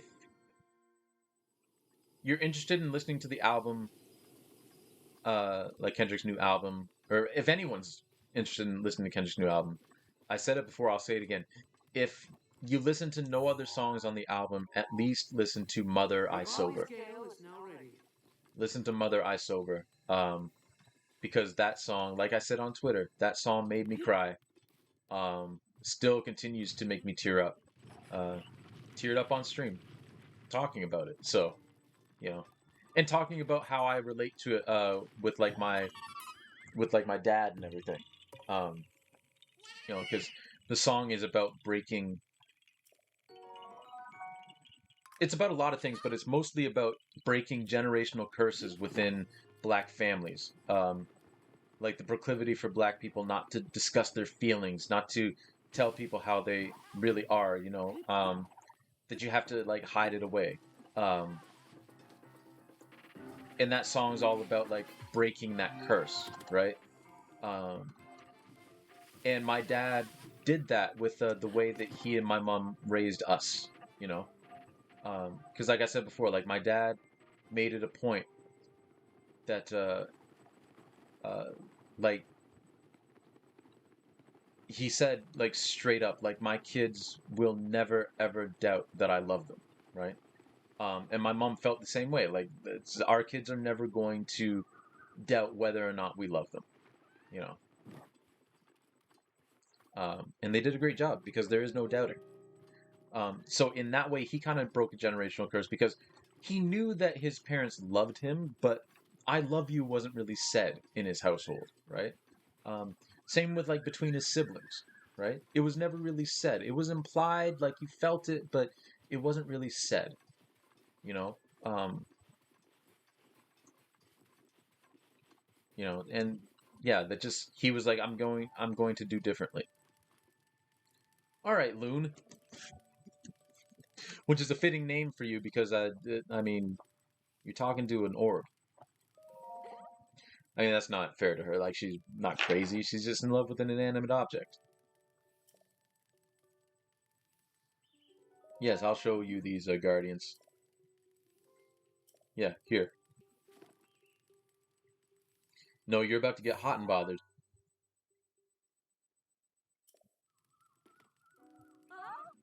That is a flying guardian. There's a guardian scout. So vicious for its size.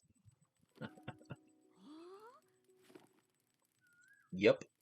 There you go. Walking guardian. Just up the beach, actually. Well, it used to be up the beach. What a joy. Hey, you, give me that box, okay? I want to look at these images. I can't give you my Sheikah slate. Yeah, right? Right, Limu? It's great naming. Because I'd have to burn those images into my imagination. Yeah, can I have that orb? The weird sphere thing is all your. Wow, she got over him quick. Oh man, that was real quick. I'm glad. Now you're gonna rub up on this guy, huh?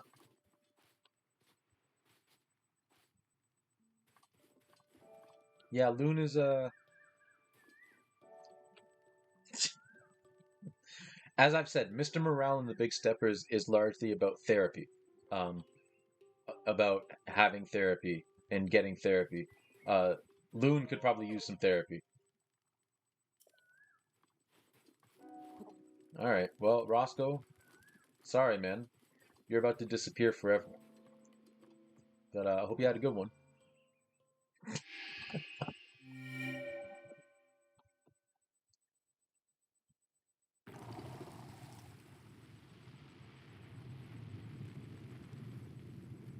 Okay, the final thing I will say about this album, now that it just crossed my mind because I said therapy. Um, if there's a couple of things that I want that I hope happens because of this album, One, because of the song Auntie Diaries, I hope that within the black community specifically, but as a community as a whole, as like human beings, I hope that it helps spur like more of a an understanding and acceptance of trans people, especially within the black community and especially within the hip hop community, uh, because that song is very pro trans again, and it's astounding. Um, because I never imagined hearing a song like that. And it's an important song, I think. So I hope that it helps encourage, um, you know, more understanding and more acceptance of trans people. Um, and then I hope it also encourages more, again, everybody, but specifically Black youth and Black people to seek out therapy.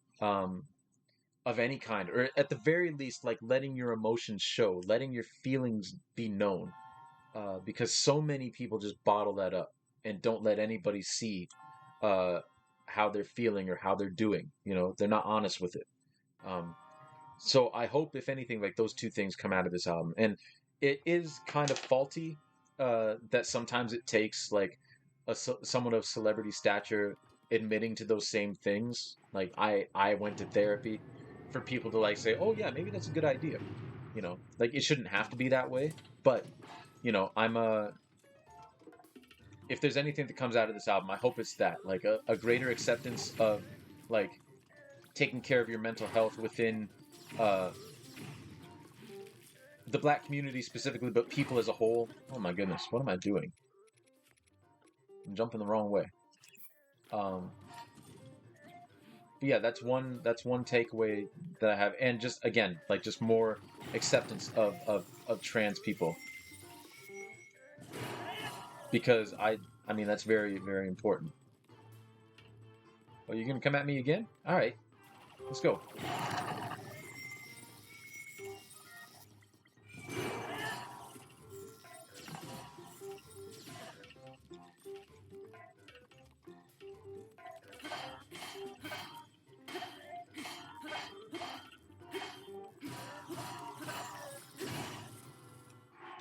My guardian sword is badly damaged, huh?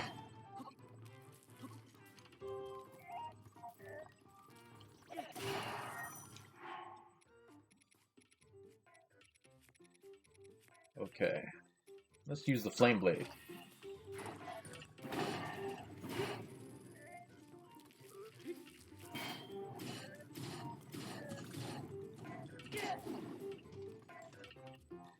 All right, not bad, not bad, not bad.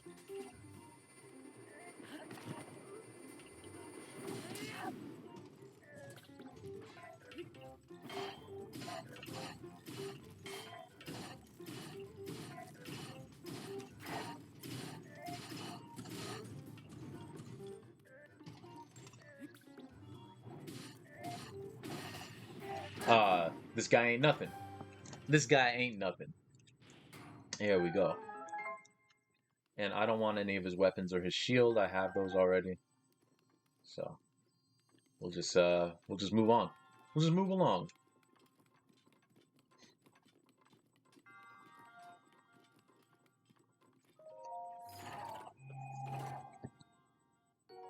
Ooh, a royal broadsword. I'll take that.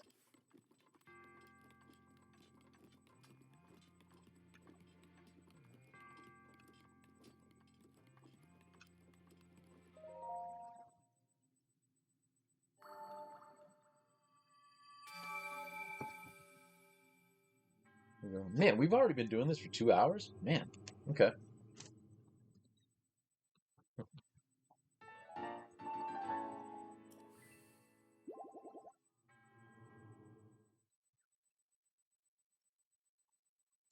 87 shrines. Not bad, not bad, not bad. 33 left to go.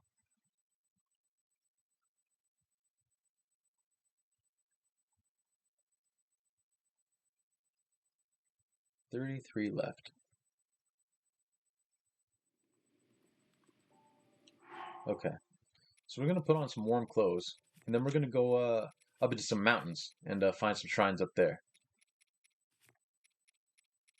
Warm clothes. Where are you? Where are you? There you are. Okay, let's head up here.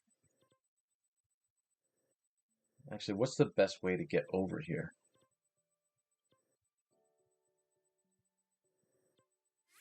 Honestly, probably jumping from this divine beast. Ooh, you know what? I just remembered something we can do. I just remembered something we can do. We can do another shrine challenge.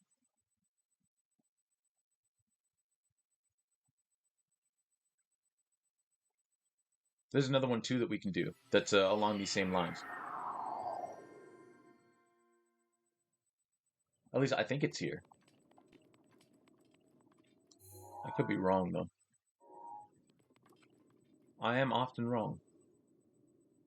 But I'm pretty sure it's here. Have we been to the top of Wasteland Tower? No, we haven't. So we gotta get back and do this too. But we will cross that bridge when we come to it. Okay, these have not been working for me today, so... Nope. Still no.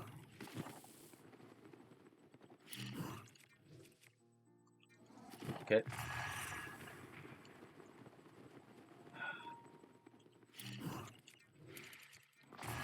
Hey! We got one. Excellent. It's about time. My goodness. Now, is this here already? Kind of nice if it was.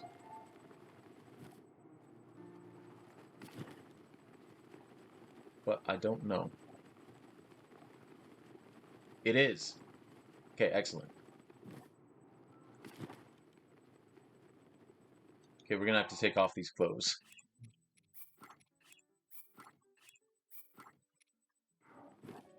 Yo. Pump it up, brother! This is our ancestral training ground. Us three Goron blood brothers are in the midst of a contest of endurance. Feel the burn, brother. We're training to become strong and powerful Gorons. Right now, we're competing to beat the heat. So sweaty, brother. We're Gorons, but the heat is too much for us these days. It's too hot to handle in Goron City, so we came here to train ourselves. Hey, I have an idea. Come join us. Yeah, come try the contest of endurance yourself, brother. Sure, I'll give it a try. Good answer. A guy like you has a burning passion in his belly. It's inspiring, brother. These guys. When you're ready, step onto this platform. Then the contest of endurance will commence. Alright. If you leave the ring or pass out, it's all over. You got it? You lose. Now prepare yourself for the contest of endurance. Go! Alright, we should be fine on this one.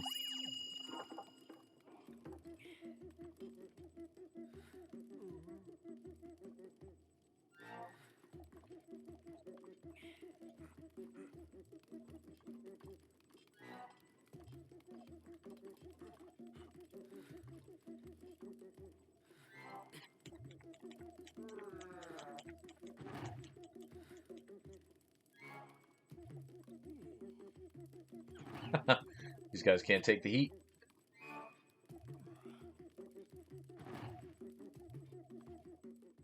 Oh, look at that. Easy. Easy. Easy as pie. The next one's going to be tougher, though. You're amazing. I never would have thought the three Goron blood brothers would lose to you, brother. In fact, I'm granting you the highest honor, the chance to participate in the contest of ultimate endurance. It's where our ancestors trained. It's considered the toughest test known to Goron kind. Alright. You see that ring behind me? The one surrounded by fire? Do you feel it in your gut? What a bad idea it is to go there? Your gut is dead on, brother. That special training area is even harder than the last ring. I just realized something. I wonder if it helps to have a frost blade on your back. Ooh, you know what? It probably wouldn't hurt. Do I have one? I'll have to see. Because I think I do have one. Also with fire, if you lose your focus, your body will catch fire. Make sure you're prepared for this one, brother. He said that passing this test will reveal a shrine or some such. If you think you're ready, climb into the ring. Do that, and our special contest of ultimate endurance will begin. Alright. Huh? Is that a heat-resistant gear you have there, brother? A real Goron man shouldn't have to rely on wussy stuff like that. Go on up and take the challenge without any help. I don't have it on.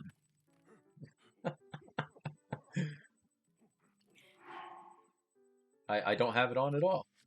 Okay, so we're gonna heal up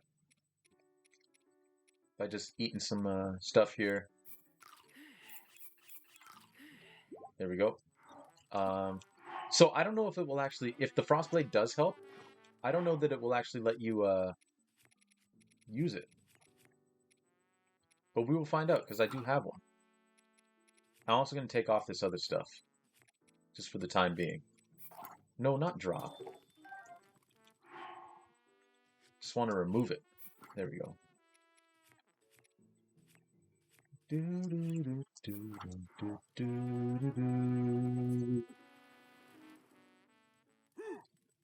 You're standing up there, which can only mean one thing. You ready to push yourself to the limits, brother?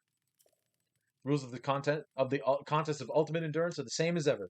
Leave the ring or faint, and it's over. Okay, time for the world famous contest of ultimate endurance. Go! Okay, so obviously the way you're supposed to do this.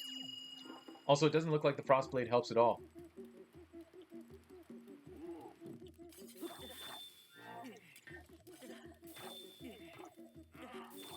Oh, there's a way to cancel this.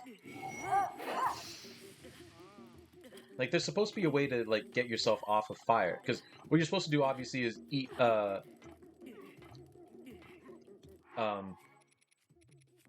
what's it called? This stuff, the fireproof elixir. But we're not going to do that.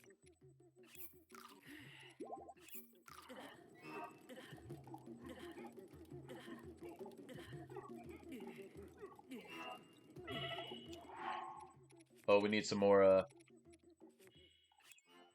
we're not going to eat all of that.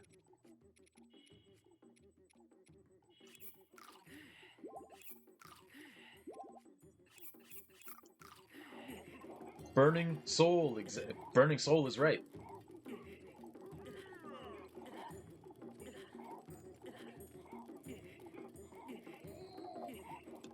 Oh man, we need some more food. Oh brother. You're on fire, bro. Thanks, Zell. I know. Oh, we're fine. Yeah, we see we're good. We're fine. So epic, brother. What a powerful display. What fire. That was something else, brother. How you doing, Zell? How you doing this fine day? And there's the shrine. We had to there's a way speedrunners do this where they don't actually have like the fireproof elixir. They just of course Zell showed up when I said, "Oh, brother." These Gorons are so hype. They are. They really are. So the legend is true, brother.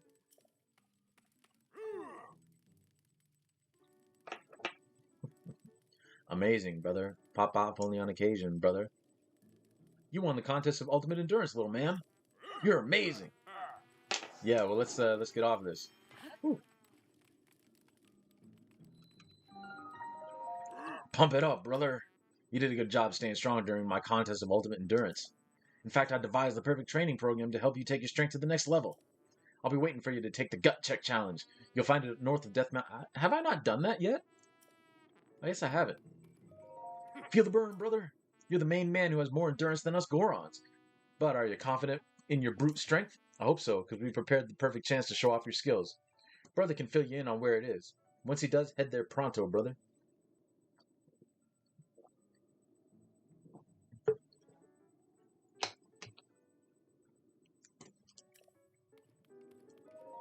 So sweaty, brother. I couldn't win the gut check challenge, but you beat the contest of endurance. So you may stand a chance. Ultimate endurance, actually. Alright. Let's head in here.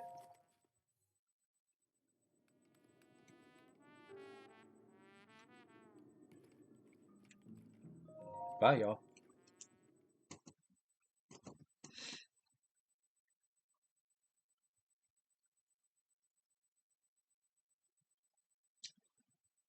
Finished cleaning the apartment? Nice, nice. Hype indeed.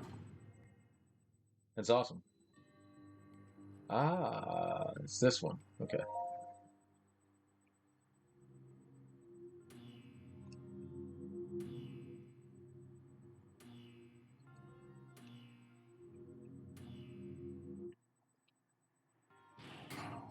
Simple enough.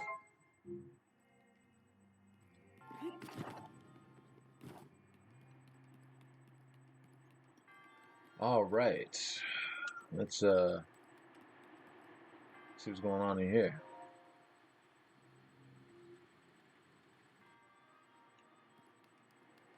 Is that too high? Might be too high.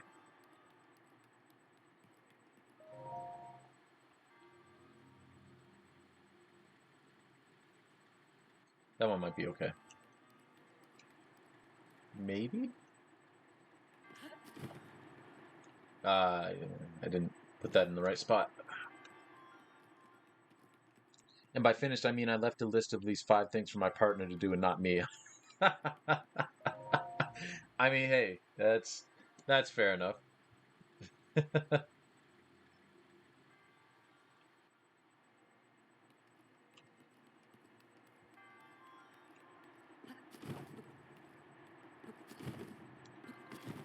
Really? I'm not high enough for that? Okay.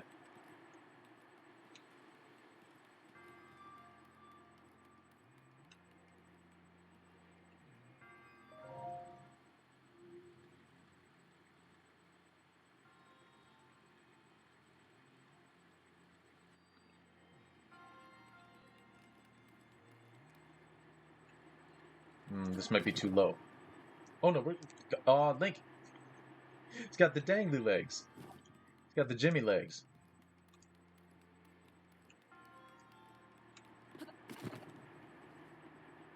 Okay.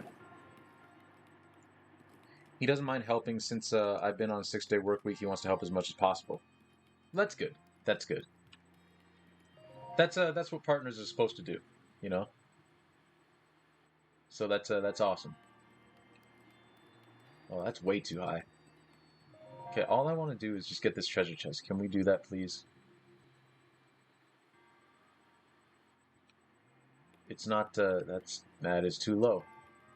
It is not this difficult. It really isn't.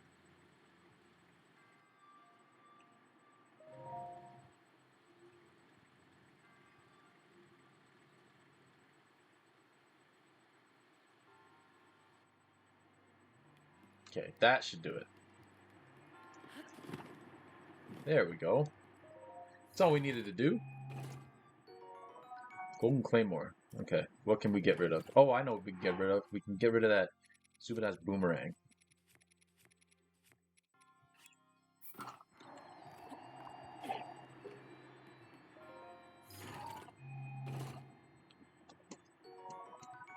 There we go.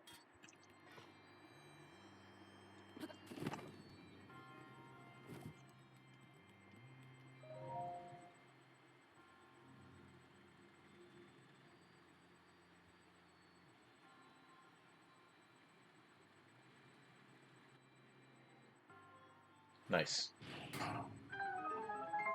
Don't even need to use this block for this puzzle. You just mess around like that.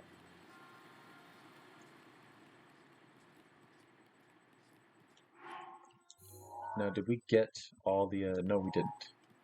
There's one more in here. Yeah, right there. Oh, I don't have a bow. Crap. You.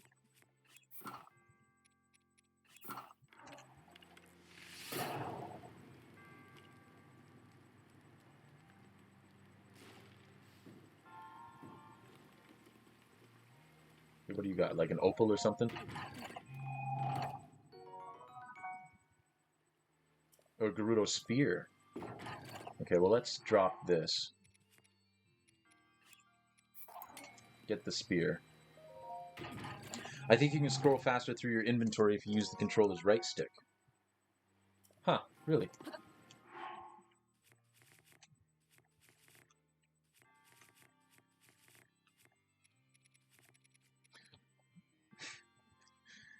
Thank you. Thank you, Lime Moon. You're absolutely right.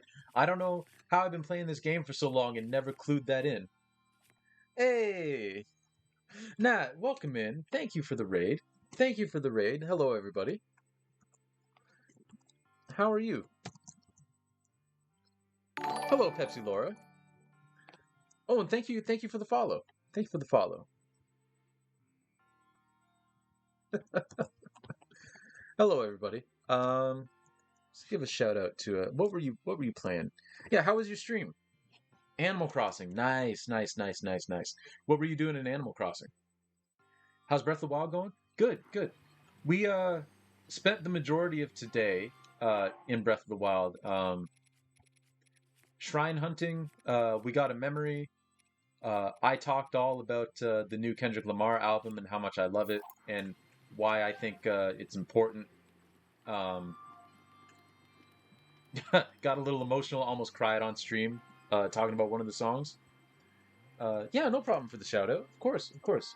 Recently reset a couple of weeks ago, so we're freshly decorating. Nice. Very nice. Very nice. Well, welcome in, everybody. If you don't know me, my name is Soul Commodore. I am an artist. I mainly do art streams, but I also do gaming streams. You just be happen to catch me on one of the gaming streams. So yeah, welcome in. We're just having some fun. Just you know, checking things out. This shrine was fun. Yes, yes, I quite enjoy this shrine. Now, are we gonna do this the cheap way? Let's do it the cheap way, just because that's fun. And also, I have the fire arrows to spare.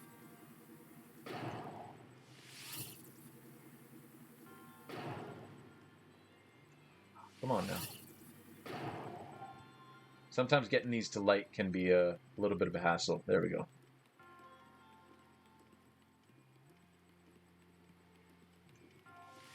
We just got to get these last two on the back. And we'll be out of here. But yeah, how are all you doing today? It's glad to see you all in here. I'm so traumatized by this game that as soon as Nat said this is what you were playing, my first thought was like, oh no, I hope it's not raining. Oh, you never have fire arrows when you get to this? Nice, nice. Yeah, it's a pretty nice way to get through this this part.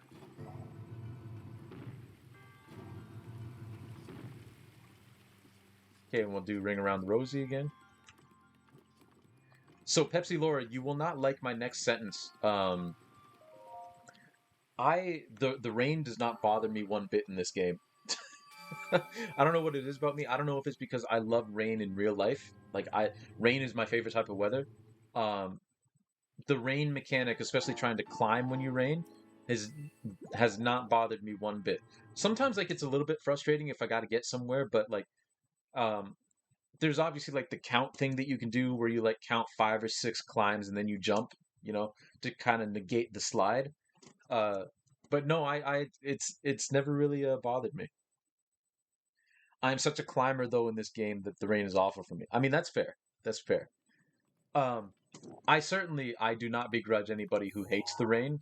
I totally get why someone might hate the rain. It's never gotten to me. I don't know why. I don't know why, but it never has. Unfollow and block. Oh no. I deserve that. I deserve that.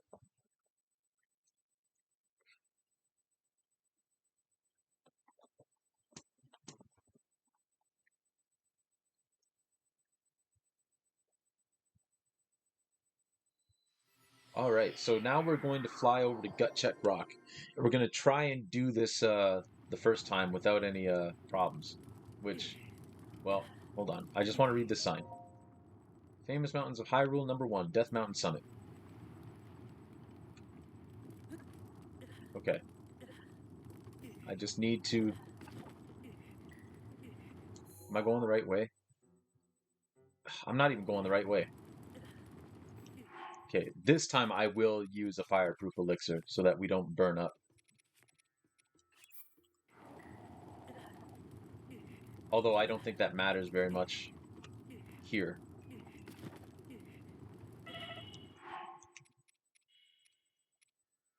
Yeah, why not? Okay, where is Gut Check Rock? I think it's... My soldier bow broke. Oh well.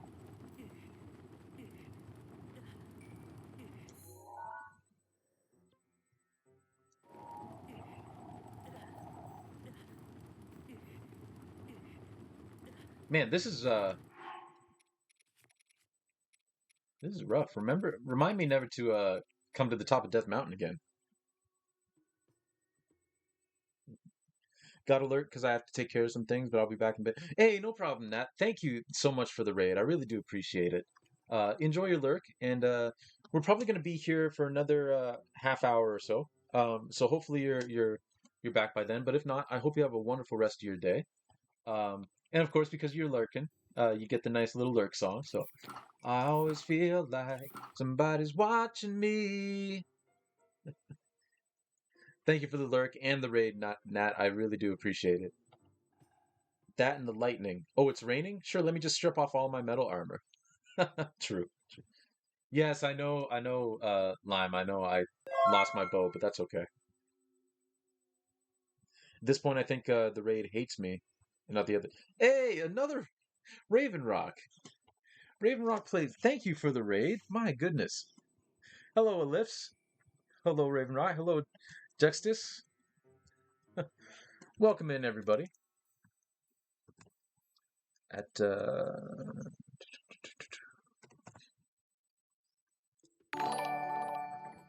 Hey, thank you for the follow, Raven. I appreciate it.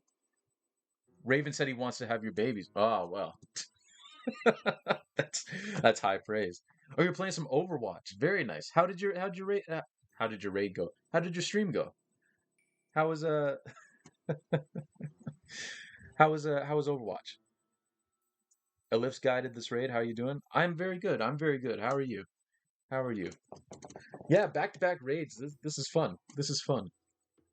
And thank you, Ellipse, for bringing everybody here. I appreciate it. Um, Stream went very well. Games were fun. Awesome, awesome. I'm glad to hear it. Well, if all y'all need to like lurk or grab something to eat or you just need to rest, because I know streaming can take a lot out of people. By all means, feel free to. Um, I just appreciate y'all being here, and I appreciate everybody who decided to share their community with me. That's high praise. So I really do appreciate it. For those of you who don't know me, I'm Soul Commodore. I am an artist. I primarily do art streams, and I do gaming streams as well. So, hey, thank you for the follow, Justice. I appreciate it. Oh yeah, this is one of my paintings behind me. This is one that we did on stream actually, um, a while ago. Actually, Wave the Fox 997. Thank you for the follow as well. My goodness. But yeah, Justice, thank you for the lurk. I appreciate it. I appreciate it. I always feel like somebody's watching me. Appreciate the lurk. But yeah, we do art streams, we do gaming streams. Today happens to be one of the gaming streams. Just playing through some Breath of the Wild. We've gotten through the main part of the game in terms of getting all of the divine beasts done. So now we're just doing shrine hunting. We're doing side quest hunting, and then we're going to finish up the game with we're going to be doing what's it called? Oh, the Champion's Ballad, and doing all of those shrines and everything. So yeah,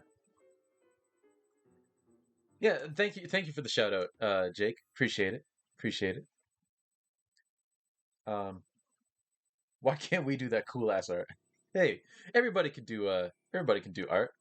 Soul's voice. Oh well, thank you, Reezy, and thank you, Raven. I'm glad that you like it. Yeah, this was fun to work on during the chat or during the streams. Hello, Sunblade. Is this my first playthrough? This is my fourth playthrough. Um, so yeah, we're just kind of messing around. We're messing around a lot. Is that? Hold on. I swear to God, if we've already done gut check, I'm gonna be so upset because you're woefully untalented with paints. Hey, that's okay. I mean, art is subjective. Art is in the eye of the beholder. So if you paint, if you draw, if you collage, if you do whatever it is that you do, if you enjoy it, that is good enough. Paints go on the canvas, not in the mouth. Yes.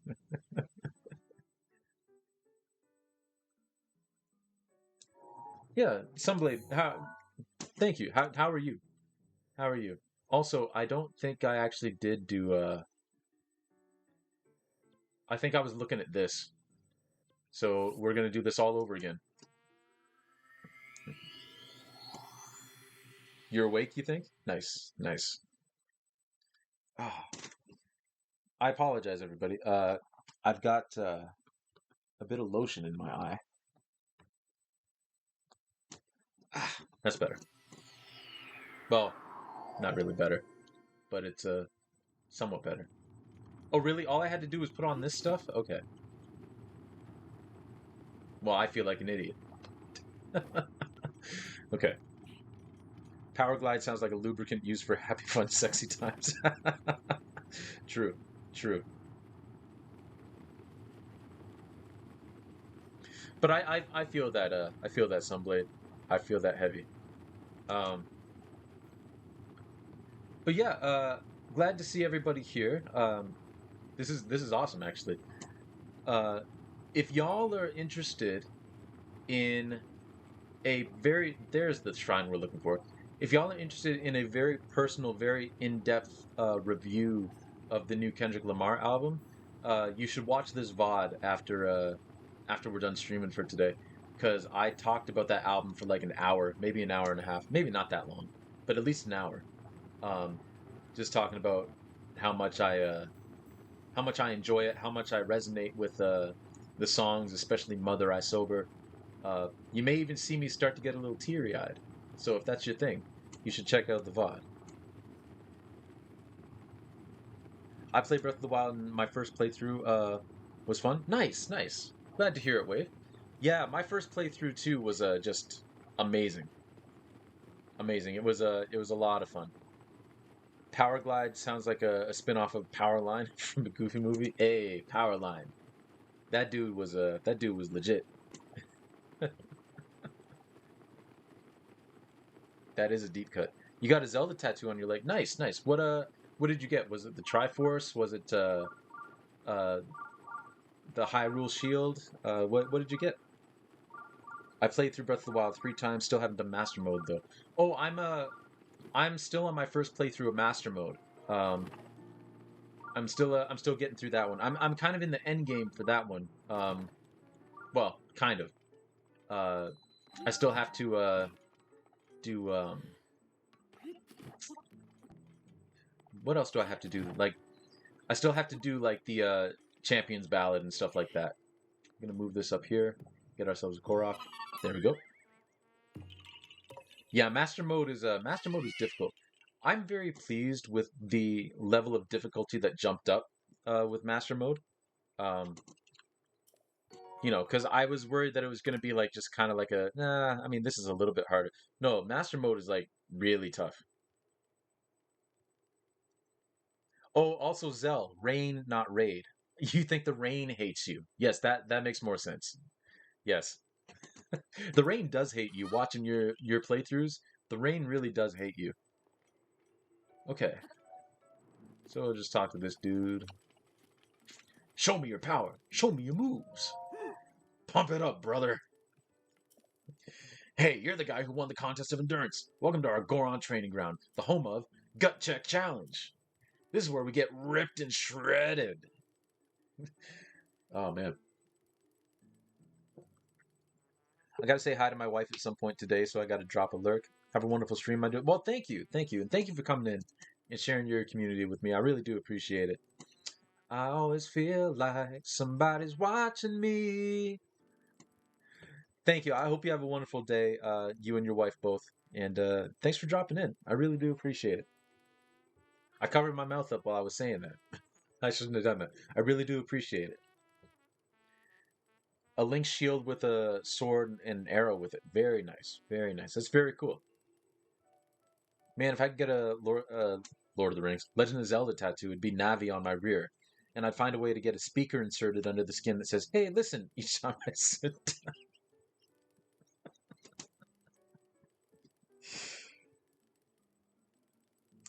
You know what? I would almost pay you to do that, Ellipse. That would be amazing.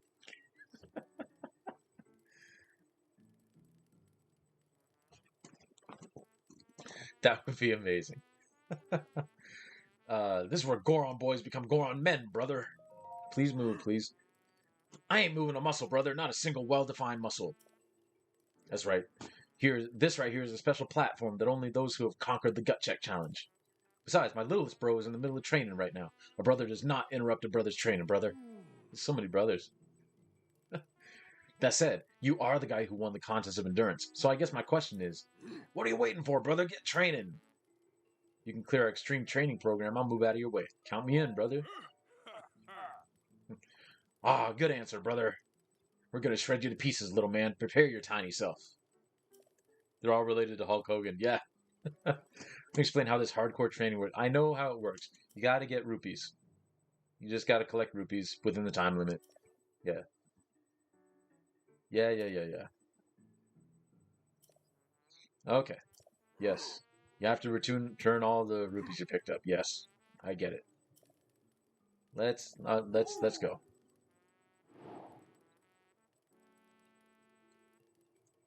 No train, no gain, and no pay, no stay. 20 rupees. Yeah, okay. Here. 100 rupees? All right, that's no problem. Well, it might be a problem. I might not get this the first try. But we'll see. We will see.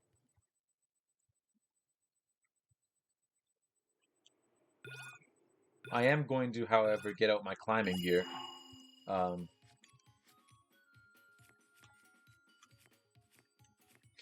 Because I'd rather not be frustrated. There we go.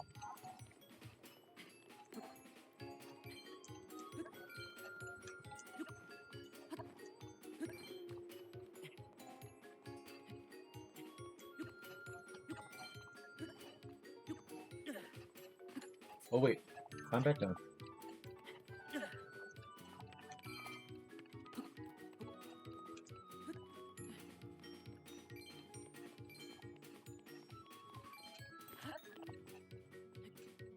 I love this music.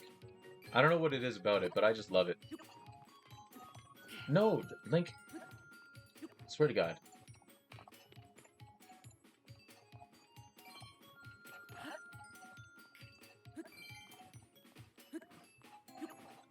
Ooh, yeah, this is the path to be on.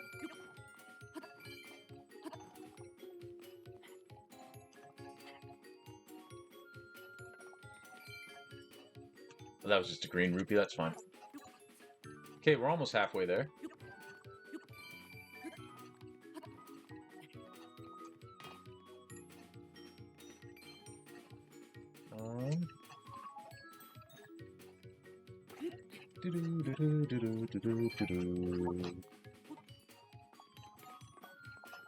Link almost fell. I almost had a heart attack.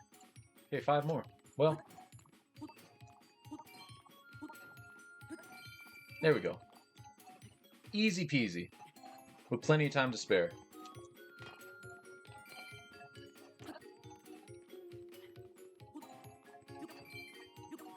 Oh, hey, Dinroll. How's it going, Dinroll? Goal! Alright. I can't believe I never noticed the resemblance. So are there different outfits for Link? And are they purely cosmetic? Oh yeah, no, they've got different skills. There are different like set bonuses too that you get with some of them. Yes. I did all the training. I want to read chat. So, different outfits give different benefits. The climbing gear increases climbing speed. You can change most of the colors too, which I will be doing. Yeah, it's really cool. The Sheikah armor black. Oh, sorry, it wasn't the Sheikah armor that I dyed black. It was the on my first playthrough I dyed the Gerudo clothing black, which is really cool. But yeah, the Sheikah armor being black, that would be cool. Hylian armor white looks like Assassin's Creed. Ooh, true. I never thought about that. You ready for the hard stuff? Just let me know when you're pumped enough to try it. I mean, we'll probably do that after this shrine. Or we'll do it next time. Because, there's other stuff I want to do. Yeah, the Hylian armor would look like a Assassin's Creed if it was dyed white. It's true. But yeah, Ellipse, like this one increases your climbing speed. There's ones that increase your defense. There's one that increase your attack. There's ones that increase your ability to defend against guardians. The ancient gear, for instance. Yeah, there's all sorts of different bonuses and stuff. Okay, what can I get rid of for that? Um,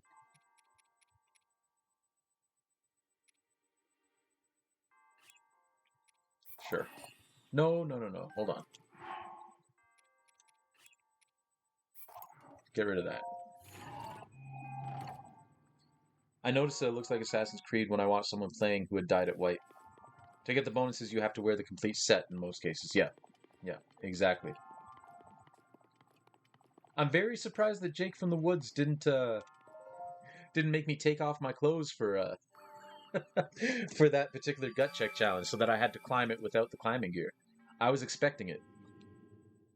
I have a redeem where you can choose the clothing that I wear, and Jake from the Woods, who's an in real life friend of mine and a mod here, and a very very dear friend of mine, likes to make Link undress so that he's wearing nothing at the most inopportune times. It's a great bit, and I was totally expecting it here. I like this person. Yeah, they're pretty great. There's added bonuses to some of them when you upgrade them to level 2. Yeah, I need to do that more. I need to like upgrade my clothing more.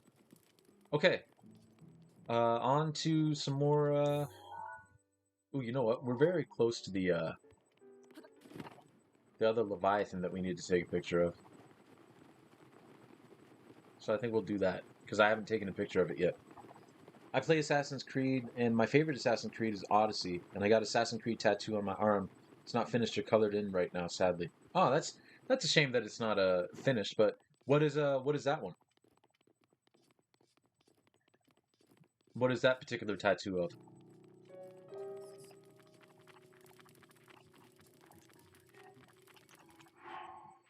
Why do I not have a bow? Oh, that's right, because my bow burnt up. That's right.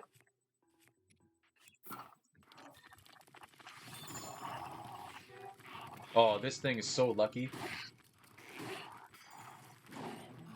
Where did all this come from? Oh my goodness.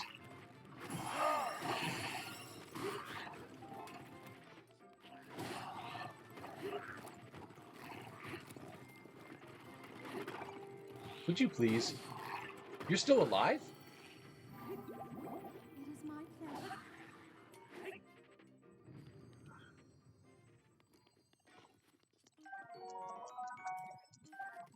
Well, that was annoying. That was really annoying. That was super duper annoying. My God.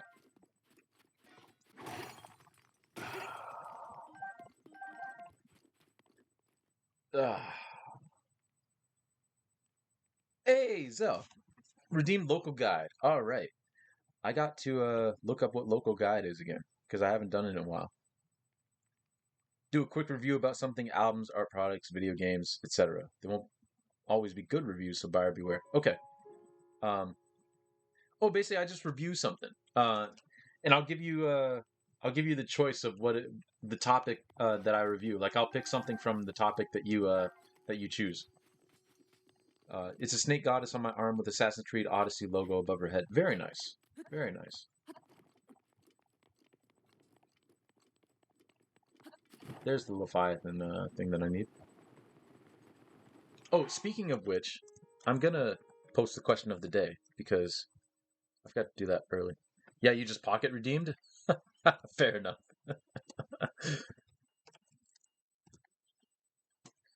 Um, or question of the day. What is a lyric, line, quote, etc. that is always spoken to you? Um, okay, so we did it earlier, but for those who are, well, I don't know. What can I review? What can I do a review of? Hmm.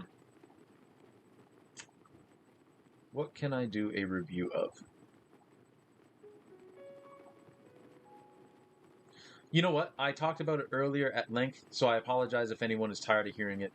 But I'm going to review once again the song um, "Mother I Sober" off of this new Kendrick album, because again, it really speaks to me as a person.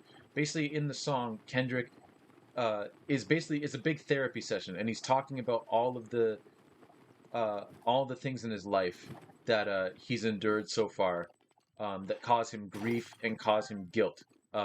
Primarily watching his mother get beaten up when he was 5 years old and being powerless to stop it. Um, and then when he was younger as well, one of his cousins, who I believe was the father of Baby Keem, who's another rapper, and Kendrick's cousin.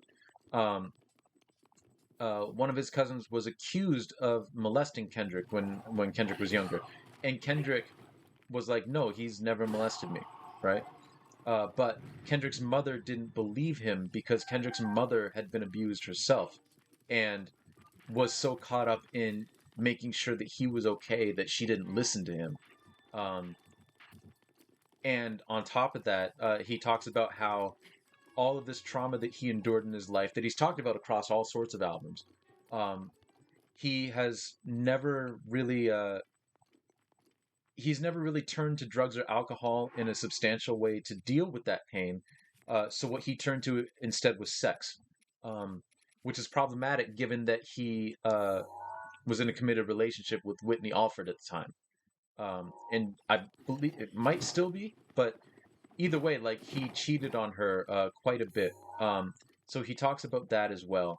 And then at the end of the song, he basically talks about how he's setting himself free of the guilt and free of the shame, um, and the shame of his mother and all the people who he talked about in the song, um, because it's not a healthy way to live life. It's like him finally coming to grips with himself and his grief and his guilt. Uh, it's like a big therapy session, which is what the entire album is about therapy and overcoming grief. Um, and at the end of it, what's so devastating about it is that Beth Gibbons of Portishead sings the chorus, and the chorus is, "I wish I was somebody, um, anybody but myself," right? And I talked about it before. I've had moments where I've felt that same way. Like when my mother passed away, I really didn't want to exist for a little bit. Not that I wanted to die or anything. It would just be nice to not exist for like 24 hours so that I wouldn't have to deal with my grief, right? That grief would belong to somebody else and not me. Did I jump right in your way? I did jump right in your way, which is okay because I need a scale from you because that will lead us to another shrine. Um, so that the chorus really speaks to me because I've felt that way.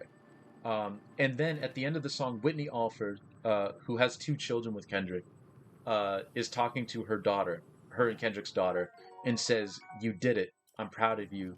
You broke a generational curse." Which that really speaks to me as a person because I talked about this already. Um, that um, my dad, growing up, obviously knew that his parents loved him and that his siblings loved him, but it was not something that was shared, right? Also, he grew up in an area where children were regularly beat. Like it's just the thing that you did. And my dad, when discussing like raising us with my mom, he said that, and my mom agreed wholeheartedly. He said like he will never beat us, like he wasn't going to beat his kids. Um, which at the time again wasn't like the actual like norm. Like I was born in 1990, and at that point, like people were still like, it wasn't outlandish to like beat your kids even then, right? Um, Certainly not to the level that you were like when my dad was growing up in the 60s and 70s, but like there were still people like beating their kids, and my dad was like, "I will never lay a hand on my kids in that way." Um, and he also said that there will never be a doubt in my mind, or I will, I will never leave a doubt in my kids' minds. Um, they will never doubt that I love them, right? I don't want them to ever have a doubt that I love them and that we love them. because again, there was not a lot of outward love shown in my dad's family growing up, even though obviously like they loved each other. It just wasn't expressed. And he said this never going to be a thing in my family. So in that way, my dad kind of broke a generational curse, because that's a pretty pervasive thing in a lot of black families. Um, the father figures not showing any emotion and just being strong, and the same can be said of the mothers as well. And my dad was like, I'm not doing that. I'm not doing that. My kids will know without a doubt that I love them because I'm going to say it, and I'm going to normalize saying it. And it worked like a charm because I tell my dad I love him all the time. You know, uh, so the song is just very personal to me. And like the first time I listened to it, I'm walking around my city, listening to the song, and I just started crying. You know, um, there are very few songs that like touch me in that sort of way, and that was one of them. And even now, like just listening to it again and again and again, like I still tear up. Right? It just hits me. So yeah, a good song. If you're gonna listen to one song on that album, listen to that song, "Mother I Sober." Uh, like the ceiling can't hold us. Oh, what is that from, Zoe? Why was his cousin even accused of that? I don't really know. He Kendrick doesn't go into detail on that. He just talks about the fact that his cousin, who was the father of Baby Keem, um, he was just accused of that. He doesn't really give any rhyme or reason for it. Um, my kindergarten teacher wrapped my hands with a ruler. Oof. She was forced retired next year. Good, good. Soul Dad is hype. Soul Dad is hype. So my dad is hella hype. Love that dude. Yeah, me too. Me too. And you know what? It's kind of funny because like part of it too, like because like I don't really have a problem expressing my love for like my family and everything, but it really, and this is something that really bothers me about the way that I was when I was younger, is like even with Jake, like my best friend, like it took me until like my mother passing away to really like express my love for my friends, you know. Um, and I gotta say, like all my friends, like when I was going through, because that was the worst time of my life, right? All my friends really showed out for that one. We're gonna get this later because we haven't talked to Picango yet. But we're gonna get that in a minute. So it's just one of those things that I kind of regret not expressing earlier. I have done well to find this spring. Offer Dinral's scale received from the red spirit to the spring of power. Yeah, I have it. Why didn't it glow? I guess I gotta be holding it. Should yeah. Here. Hey, hey, Grey Cat, welcome in, welcome in. How are you? It's dinner time over there. Well, I hope you enjoy your dinner. Thank you for the lurk. Uh, thank you very much for the lurk and for the glug glug. I really do appreciate it. I always feel like somebody's watching me. But thank you, Grey Cat. I hope you enjoy your dinner. Um, I really do. And Grey Cat, if you're ever interested in getting like 3 separate reviews of this new Kendrick Lamar album, you should watch the VOD of this video because I just keep talking about it over and over again. Have I ever played Skyward Sword? Actually, no. This is still the only Zelda game that I've ever played. Um, growing up, like it was one of those things. Like we didn't have a whole lot of money, so like we would rent a lot of video games, and then every once and again we would buy one. Um, and we just never rented Zelda games. I was always into Mario, so everything Mario I was into. So yeah, I tell Soul I love him all the time. Yes, and I tell Jake I love him all the time. At least I hope I do. Ah, Jake, thank you for the undress. The quote I gave was capping. Ah, okay. To be honest, there are a lot of Linkin Park stuff, but there's plenty more music can be very emotional. Oh yeah, for sure, for sure. Sunblade, that is the dude who always tells me to undress myself. Yep. Which we're going to do right now. Right as we do another major test of strength. So thank you, Jake. Do the thing. Do the thing indeed. I like you. Yeah, Jake's pretty good. Jake's pretty good. He's a pretty cool dude. He's a pretty smooth guy.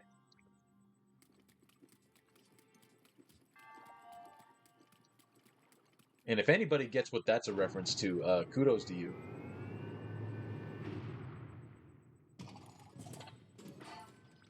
All right. Let's try this. Where is my shield? Why do I not have a shield? What is going on?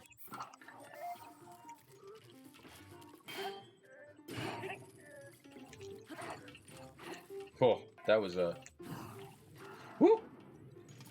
All right.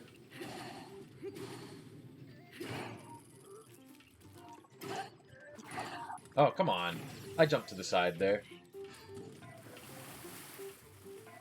Okay, we're gonna try and nope, that didn't work. That did not work. I didn't even jump. I do have another meal, right? Yeah, I do. Okay. I didn't want to waste it, but here we are.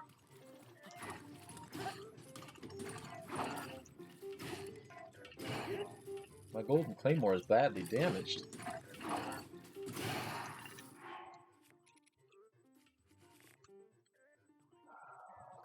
I guess we'll go with this.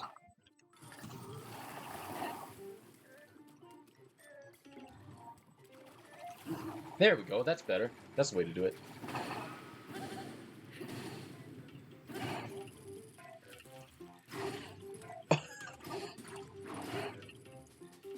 Jake who?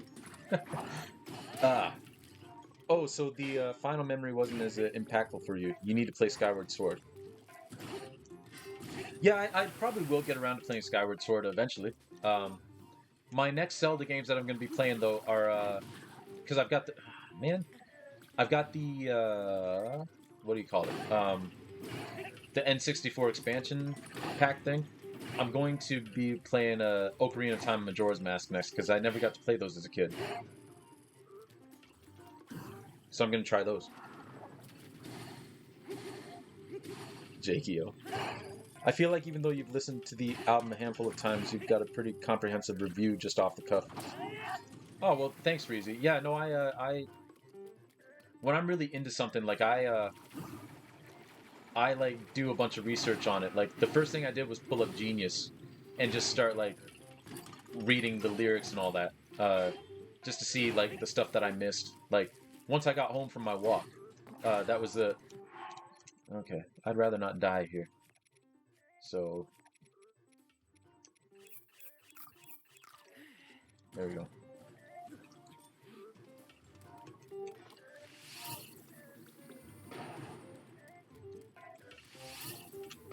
Actually, where's my,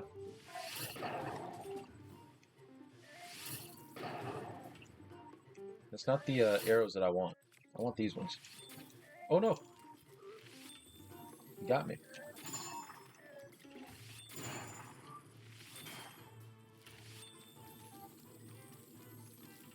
Come on.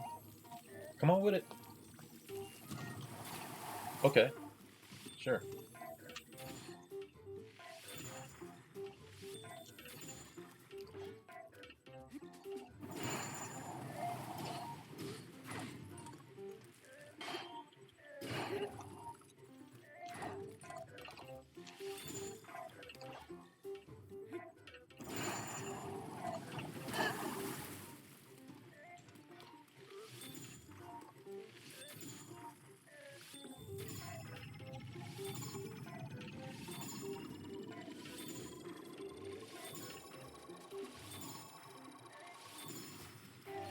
Once again, very close. Very close.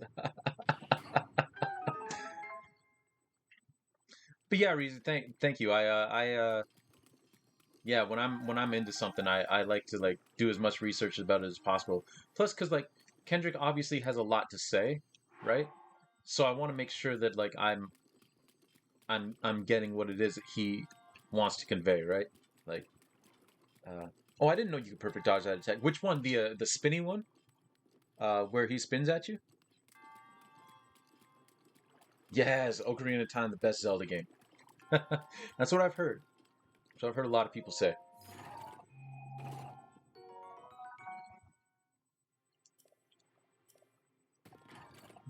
Zell disagrees, which that's okay. Um, I mean, I only have this game to compare against because this is the only game I played. So for me, this is the best Zelda game so far.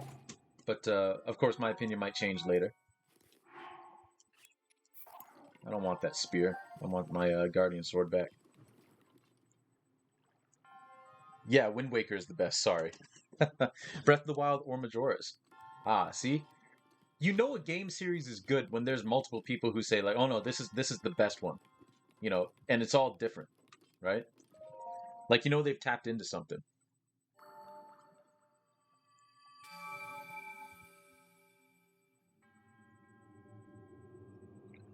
I only use Cryonis in this particular trial to make the pillars block. Yes, yes. I always forget about Cryonis, to be honest with you, Sunblade. I always forget about it.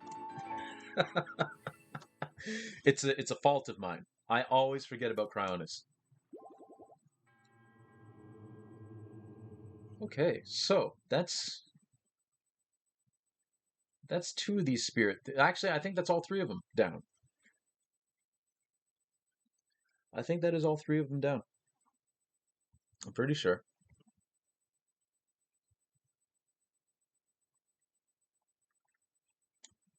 But we shall see. Let me check my map. Because we got the one up on the Nehrude. Um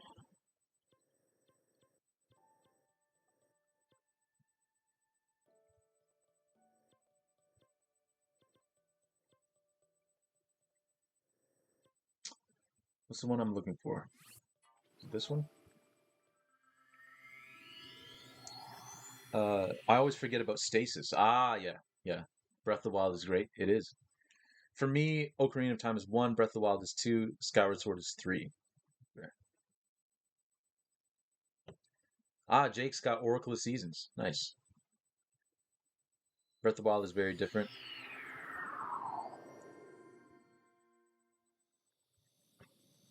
Cryonis is useful for traveling cross water. For sure, for sure.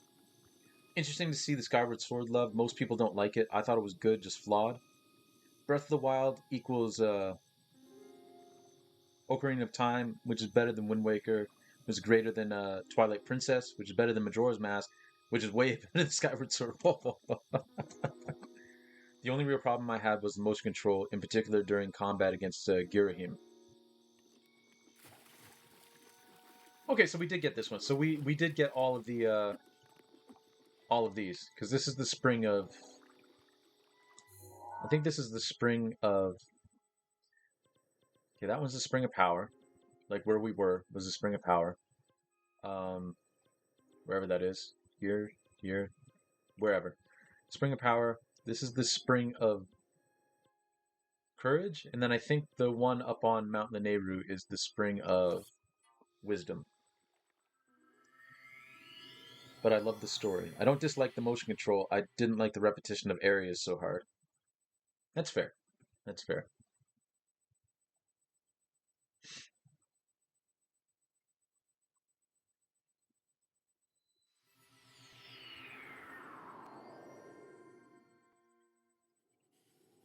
This is not the one I meant to go to. It was this one.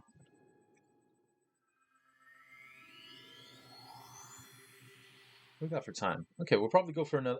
I know we said we were going to go for another half hour, but we'll go for another like 20 minutes or so, I think. And then I need to go for a run because we're going out to a restaurant tonight and I'm going to eat way more calories than I need to. So I want to go for a run so that I can do something active today. Yeah, this is Spring of Wisdom. So the other one that we were just at was the Spring of Courage. Okay, so where can we go find some more shrines? Oof, running in this heat is no thing. Reezy, you're not going to like what I'm about to say, so I apologize. One of my favorite things to do during the summer is to go on sweat runs.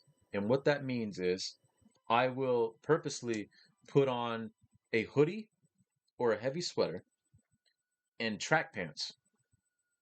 And then I will just go out and run in the heat.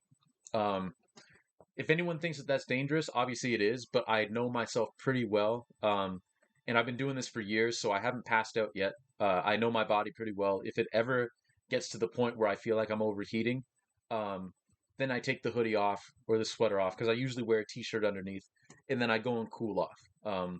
But I haven't had to do that in years. So, but it's one of my favorite things to do. A run? Oh, I only save Skyward Sword VODs in Master Mode so that I have to replay most of the games if I want to have them all cataloged. That's fair enough. I missed another part. I missed saving another VOD of this. The one from 2 weeks ago yesterday. So we're definitely gonna have to play through this game again, which I'm sure some people won't mind. Um, so that I can, because I try to save everything to YouTube. I need to get caught up on that as well. A run? If you see me running, you better start running too, because something's right behind me. Oh God, sweat runs. I felt that coming. No, thank you. Oh dear gods, what's wrong with you? There's a lot of things wrong with me. I walk my dog for 20 or 30 minutes in the morning. That's all you need. I mean, that's fair enough. That is fair enough. Isn't it just water weight? Well, I'm not doing it so much to like lose weight. Because yeah, I mean, it's just a lot of water weight. I just do it because I like the challenge of it. Because I find like if I run in those conditions, with all that stuff on, whether it is actually physiological or psychological, I find when I actually run in like actual running clothes on nice days, I run that much faster. Like I run that much better. Um, it's akin to like one of my favorite methods of cardio is dancing. I love dancing, just putting in headphones and like doing like dance routines and stuff. And I find that like because I usually wear like heavy workout clothes for that as well, like either like a hoodie and a shirt or a sweater. When I was back home, because my room was so small, I also put on a heater, right? Because it was like if I can get all these steps down in these conditions, where I'm sweating and I'm tired and I'm just like not having a great time, it's going to be that much better when I'm on a dance floor and I'm wearing like nice clothes and it's more temperate. And it's true. Like it actually, I'm out on the dance floor a lot longer than other people are, you know? So yeah, it is just water weight, but I'm not doing it so much to lose weight. I mean, I'm doing it for the exercise of it, and also just because it's a fun challenge. I find it to be a fun challenge. Other people probably disagree. If I really want to go fast, I just put on a real good playlist for that. Yeah, that's fair. That's fair. I also, so I have asthma, right? So it's very important when I run to like pace myself well for my breathing, at least until my inhaler kicks in, uh, and then I'm good to go whatever cadence I want. But in the initial parts of the run, while my lungs are still kind of on fire, um, I try not to run. Like I listen to music. I usually listen to Good Kid, Mad City. Actually, I usually listen to that album when I run. But I try not to run to the tempo of the music itself because that can throw off my breathing. And early on in the runs, the breathing is like the most important part for me. Uh, to make sure that I've got it under control. And once it's under control, then I can up the tempo to whatever I need it to be. Um, but yeah, that's fair. Putting on a good playlist for that, I could see that making you run faster as well. Yeah. Where's the '80s workout soul stream? Give us a span. You do not want to see me in spandex. I I do not want to see me in spandex. I'm sure because Jake has seen me dance. I'm sure eventually, like I'll put something ridiculous like a 100,000 channel point redeem, and Jake will do it so that y'all get to see me dance a little bit. I wouldn't put it past Jake to do that. Okay, are you real or are you fake? You are real. Okay. You're not an Octorok pretending to be a treasure chest. I appreciate you.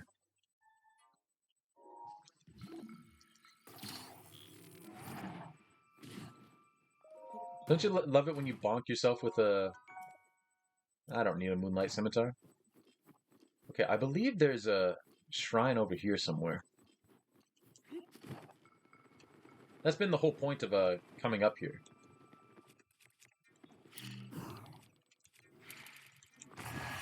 No, that was awful.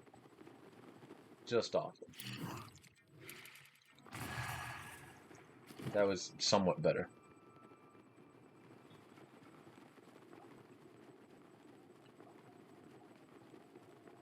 Oh, hey!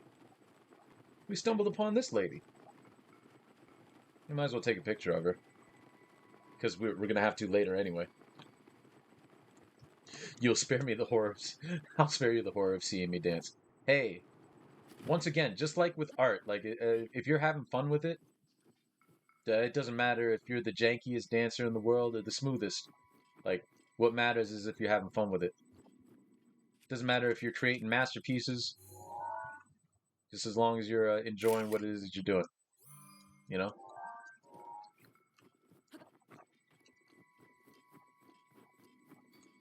Yeah, I believe there's like a number of shrines over here somewhere.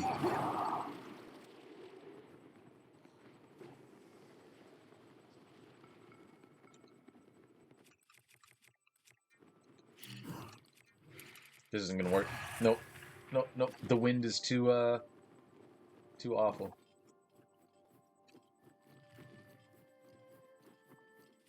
You know what? I'm going to whistle sprint through here. I am the embodiment of white men can't dance. I mean, hey, that's fair enough, but still, you know what? As long as you enjoy yourself. Like at weddings and stuff, some of the most fun weddings I've been to in terms of like people just having fun are people who objectively can't dance at all, but they're out there dancing and they're just having a grand old time. And it's a lot of fun. It's a lot of fun. You know? You will never ever see me making fun of someone else's dancing. Because I mean it's expression. It's a physical expression of emotion, you know? Y'all leave me alone. I'm just searching for shrines.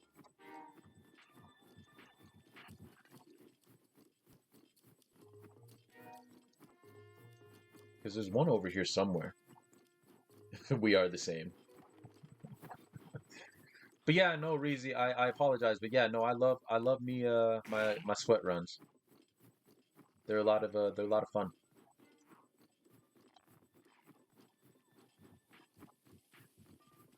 If it makes you feel any better, my girlfriend also thinks I'm crazy.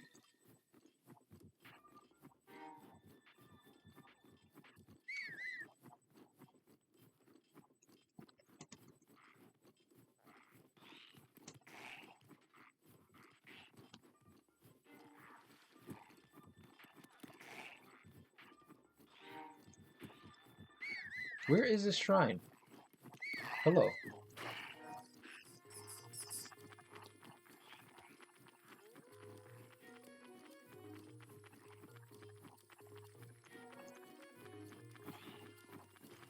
Okay, you know what? All y'all can just leave me the hell alone.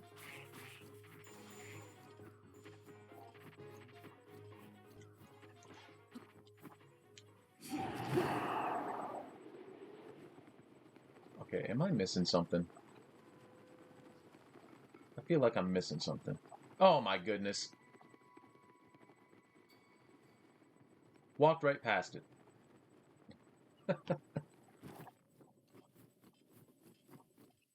God damn it, Jake. All right.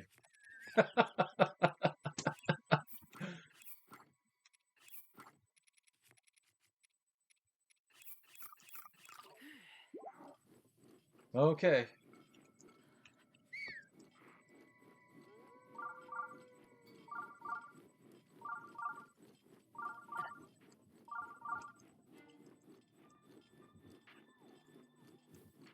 Uh, Link, hurry up.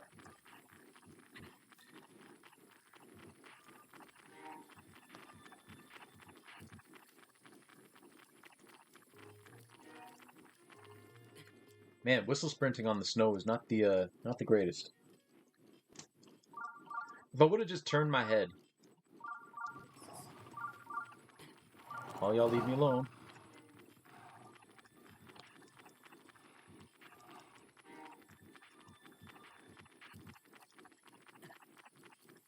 Ugh. Okay, if I'm not mistaken, this is also a battle shrine. I was hoping for some more puzzle shrines, but whatever. Ain't nothing I can do about that. Yeah. Another major test of strength. Cool. Excellent.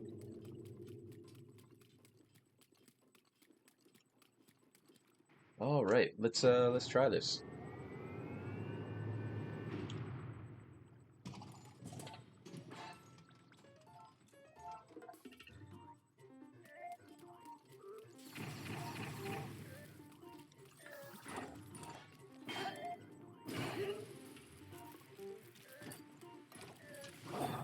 Oh, missed.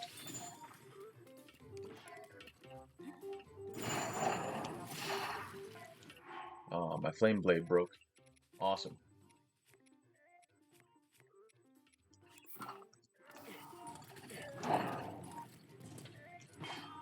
Oh,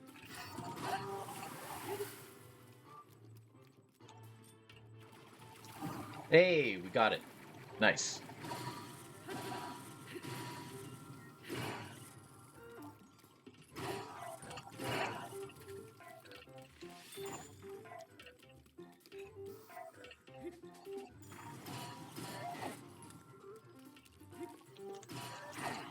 Uh-oh. Okay. Pay attention.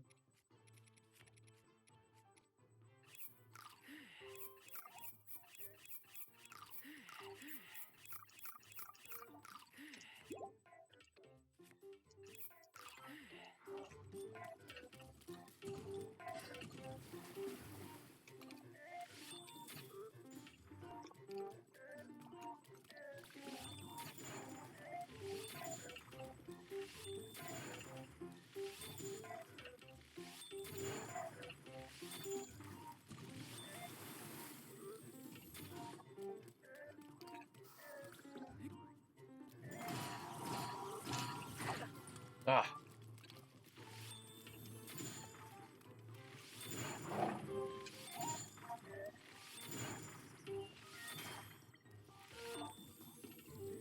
come on. Drop your shield.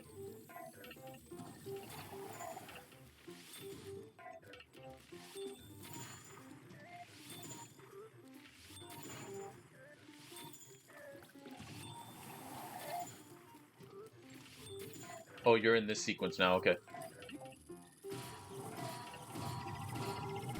This is no problem. There we go. There we go. Double damage for the win. Yes, sir. Surprised you don't just ice block when he goes for that. Uh, also, hello, Buddhabot. How are you? How are you? Welcome in.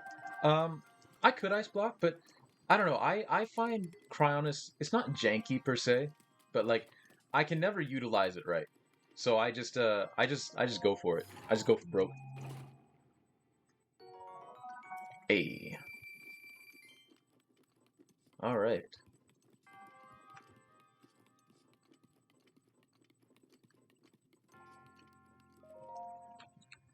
Now, how are we doing for this?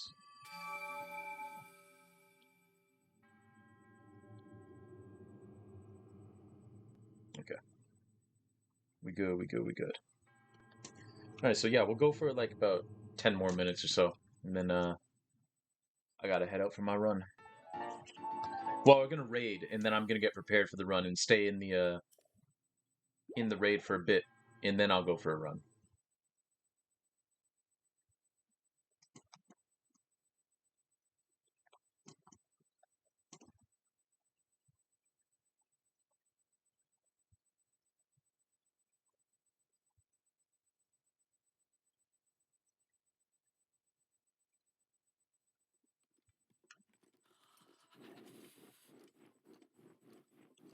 Okay. See, where else can we go?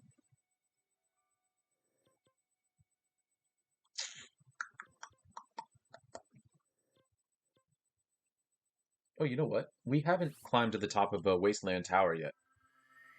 I do have enough hearts for the Master Sword, but I am going to have to look up to see what actually triggers the Trials of the Sword because I need to practice the Trials of the Sword more. Otherwise, the next, like, because it's a side quest, right? And I have to do all of the side quests. So if I start the Trial of the Sword when I am not good enough to do the Trial of the Sword yet, the next like 16 episodes of these streams will be me trying to get through the Trials of the Sword. So I don't want to do that quite yet. But yes, I do have enough. I do have enough for the Master Sword, which I will get eventually. Just not right now.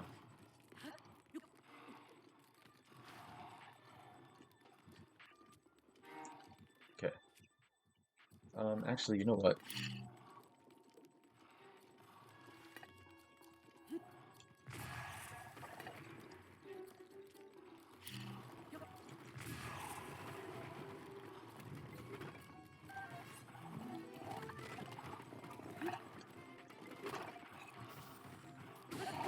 Yo, bro, not nice.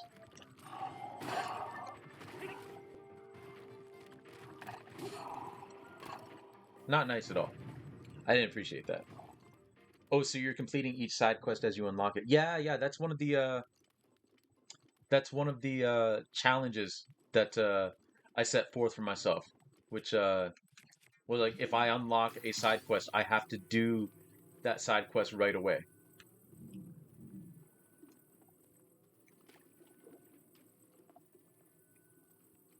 Okay, I think we'll get here, and then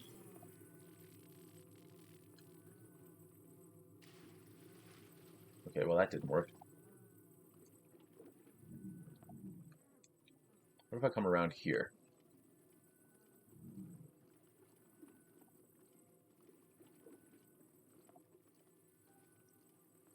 I just want to tap these over. Hey, there we go. Hey, we did it.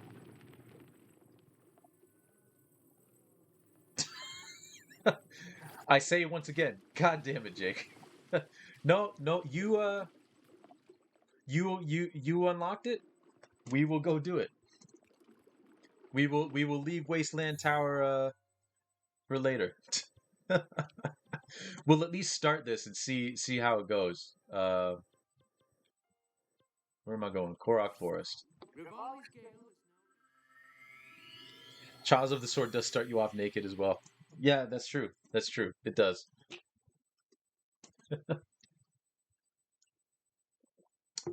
All right.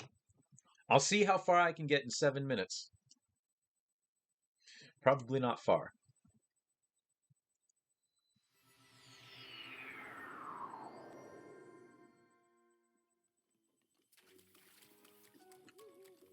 Oh no, so Jake oh, I'll explain that real quick too, Sunblade. So this is a dual challenge run. One of the challenges is if I come across a side quest, I have to finish it immediately. Like I have to drop what I'm doing and finish it. The second side quest is outside of this of the Great Plateau Tower, which I have to unlock to start the rest of the game. Um, this is a no map run, so basically I can climb to the top of all these towers, but I can't unlock them, so I can't actually uncover the map. Um, so yeah, I can't unlock any of the towers. No, Jake redeemed Hero's Path, which if you redeem Hero's Path, um, basically you get to direct where it is that I go. Um, so Jake brought me to the Korok Forest so that we can get the Master Sword and start the Trials of the Sword. I need to heal up. Let's go to bed. Let's take a nap and heal up there. Yeah, yeah. So Jake redeemed it. So we're gonna do it because that's how I roll.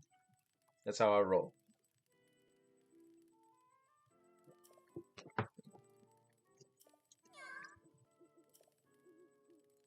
If you're a vegetarian and you eat a sentient plant, That would mean that you're not vegetarian anymore, right? Yes, I want to sleep. Until evening, because this is better in the evening. I just want to replenish my hearts before we pull this thing.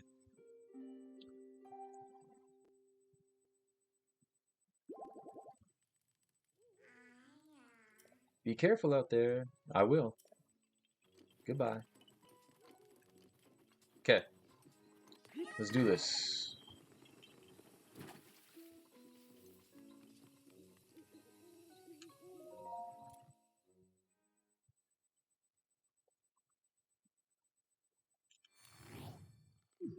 Vegan, no tasty Korok treats.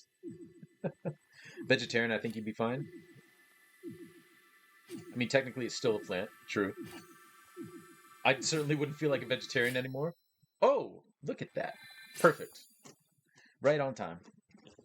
I certainly wouldn't feel vegetarian anymore if I ate one of those. Yeah, me neither.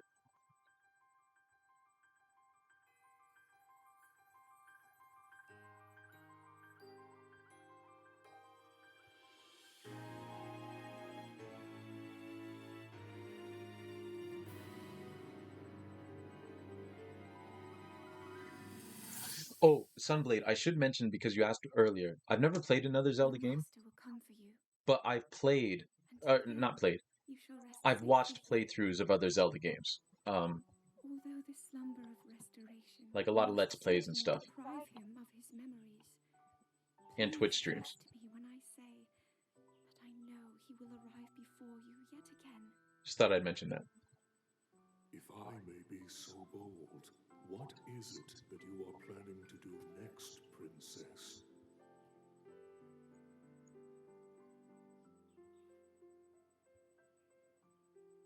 The Master Sword. I heard it speak to me. It seems that my role is unfinished. There is still something I must do. I sense there is great strength in your dedication. Great Dekutri, I ask of you, when he returns, can you please relay this message? Tell him Now then, words intended for him would sound much better in the tones of your voice, don't you think?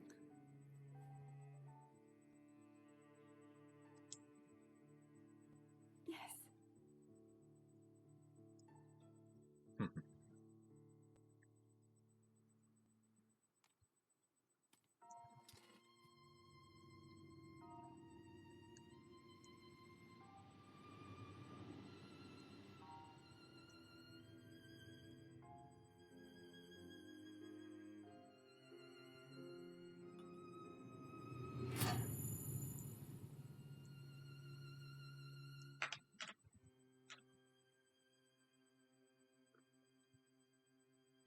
Nice. Nice. I couldn't do no cheese. Vegetarian I could live with, but not vegan.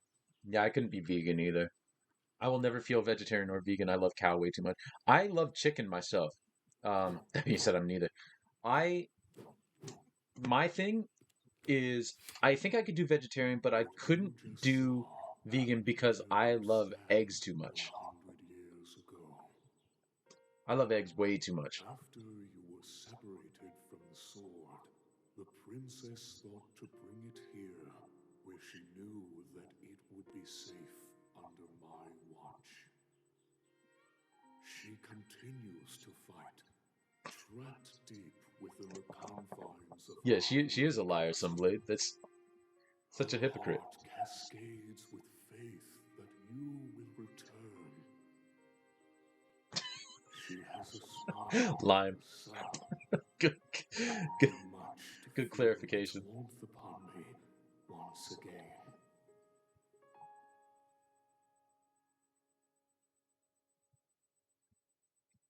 Okay, does it proc it?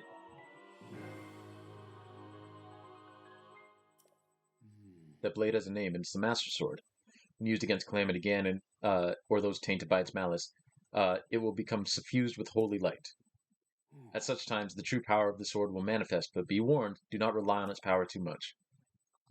If you wield it without need, its power will be exhausted and you will no longer be of use to you.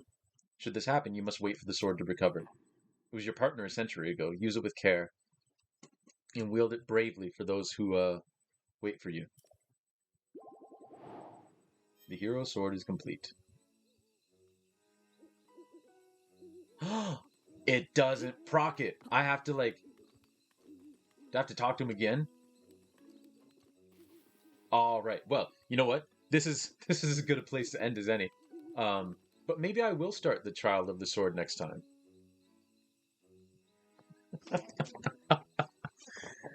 Don't use the sword without need.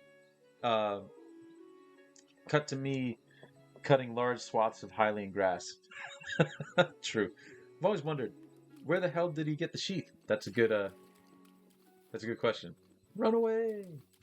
All right. So next time we may actually start the trial of the sword, or we may not. I don't know. That's a decision that I will make by next. Actually, okay. Hold on. Let me start the music here, and then we'll kind of fade out. There we go. All right. So first and foremost, thank you to everybody who came out to watch today. I really do appreciate. I appreciate you indulging my ramblings on this new Kendrick album. I applaud you for watching me play this game. Not badly, but I could probably do it a little bit better. But I do appreciate each and every single one of you who take the time to come out to watch me. Some shout outs before we find someone to raid. First off, Jake, thank you for the undress me everywhere procs. Yeah, I mean, you did that a couple of times. And thank you for the bits. Really do appreciate you. Nat, once again, thank you for the raid. Pepsi Laura, welcome on in again. Thank you for the follow. Same to Raven Rock Plays and Justice, I should say, and Wave the Fox. And Raven Rock, thank you for the raid as well. Coming in right on the other one. Is great. Zell, thank you for the local guide redeem. And Grey Cat and I think someone else was it just Grey Cat? I think it was just Grey Cat doing the glug glug. I do appreciate that as well. And the Hero's Path. Thank you, Jake. So we will decide what we're doing on the Hero's Path next time we get together. Which unfortunately will not be next Saturday, because next Saturday and Sunday there will not be streams because I will be in Chatham visiting my family. My girlfriend and I are going to go down, probably stop in London as well, to visit my younger brother and some friends of ours. So next weekend, and I'm going to post my schedule for the upcoming week on Twitter, and I'm going to adjust the schedules here so everyone will know. But yeah, next weekend there won't be any streams, and then the weekend after we'll get back to it. But yes, I hope you all have a wonderful day. Now let's go find somebody to raid, shall we?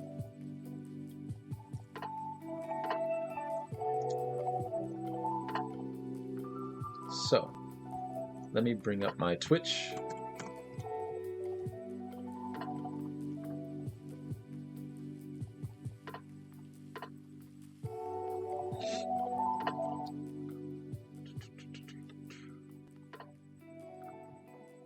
There are not many people on a Saturday morning.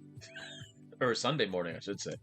Do any of you have any Twitch friends who are streaming right now that you like?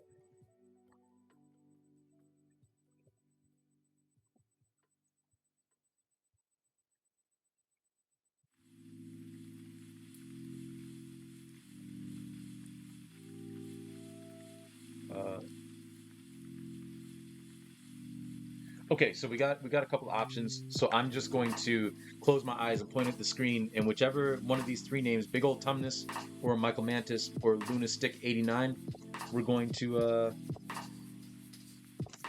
go to there. Okay, Lunastick89 it is. That's where my finger landed. Fun fact, that's how the Commodores got their name. My favorite band. They were rifling through a dictionary, and their trumpet player, William King, just put his finger down, and it landed on Commodores in the dictionary. So they became the Commodores. It could have landed on Commode, which would have been a very different band.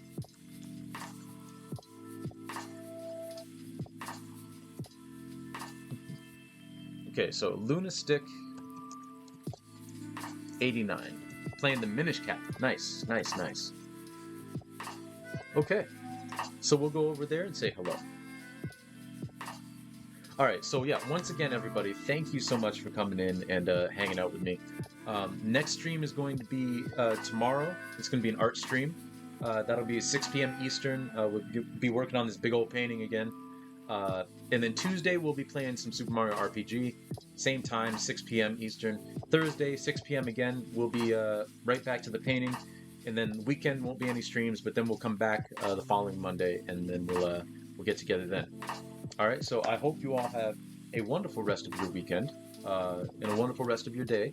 And if I don't see you this coming week, I hope you have an awesome week. And nice to meet all of you. Nice to chat with all of you. Made a lot of new friends today. And yeah, Sunblade, thank you for the recommendation. And Reezy, thank you for your recommendations as well. And yeah, let's go say hello to Lunastick, shall we? All right. Let me make sure I get the right scene here. There we go. All right. Take it easy, everybody.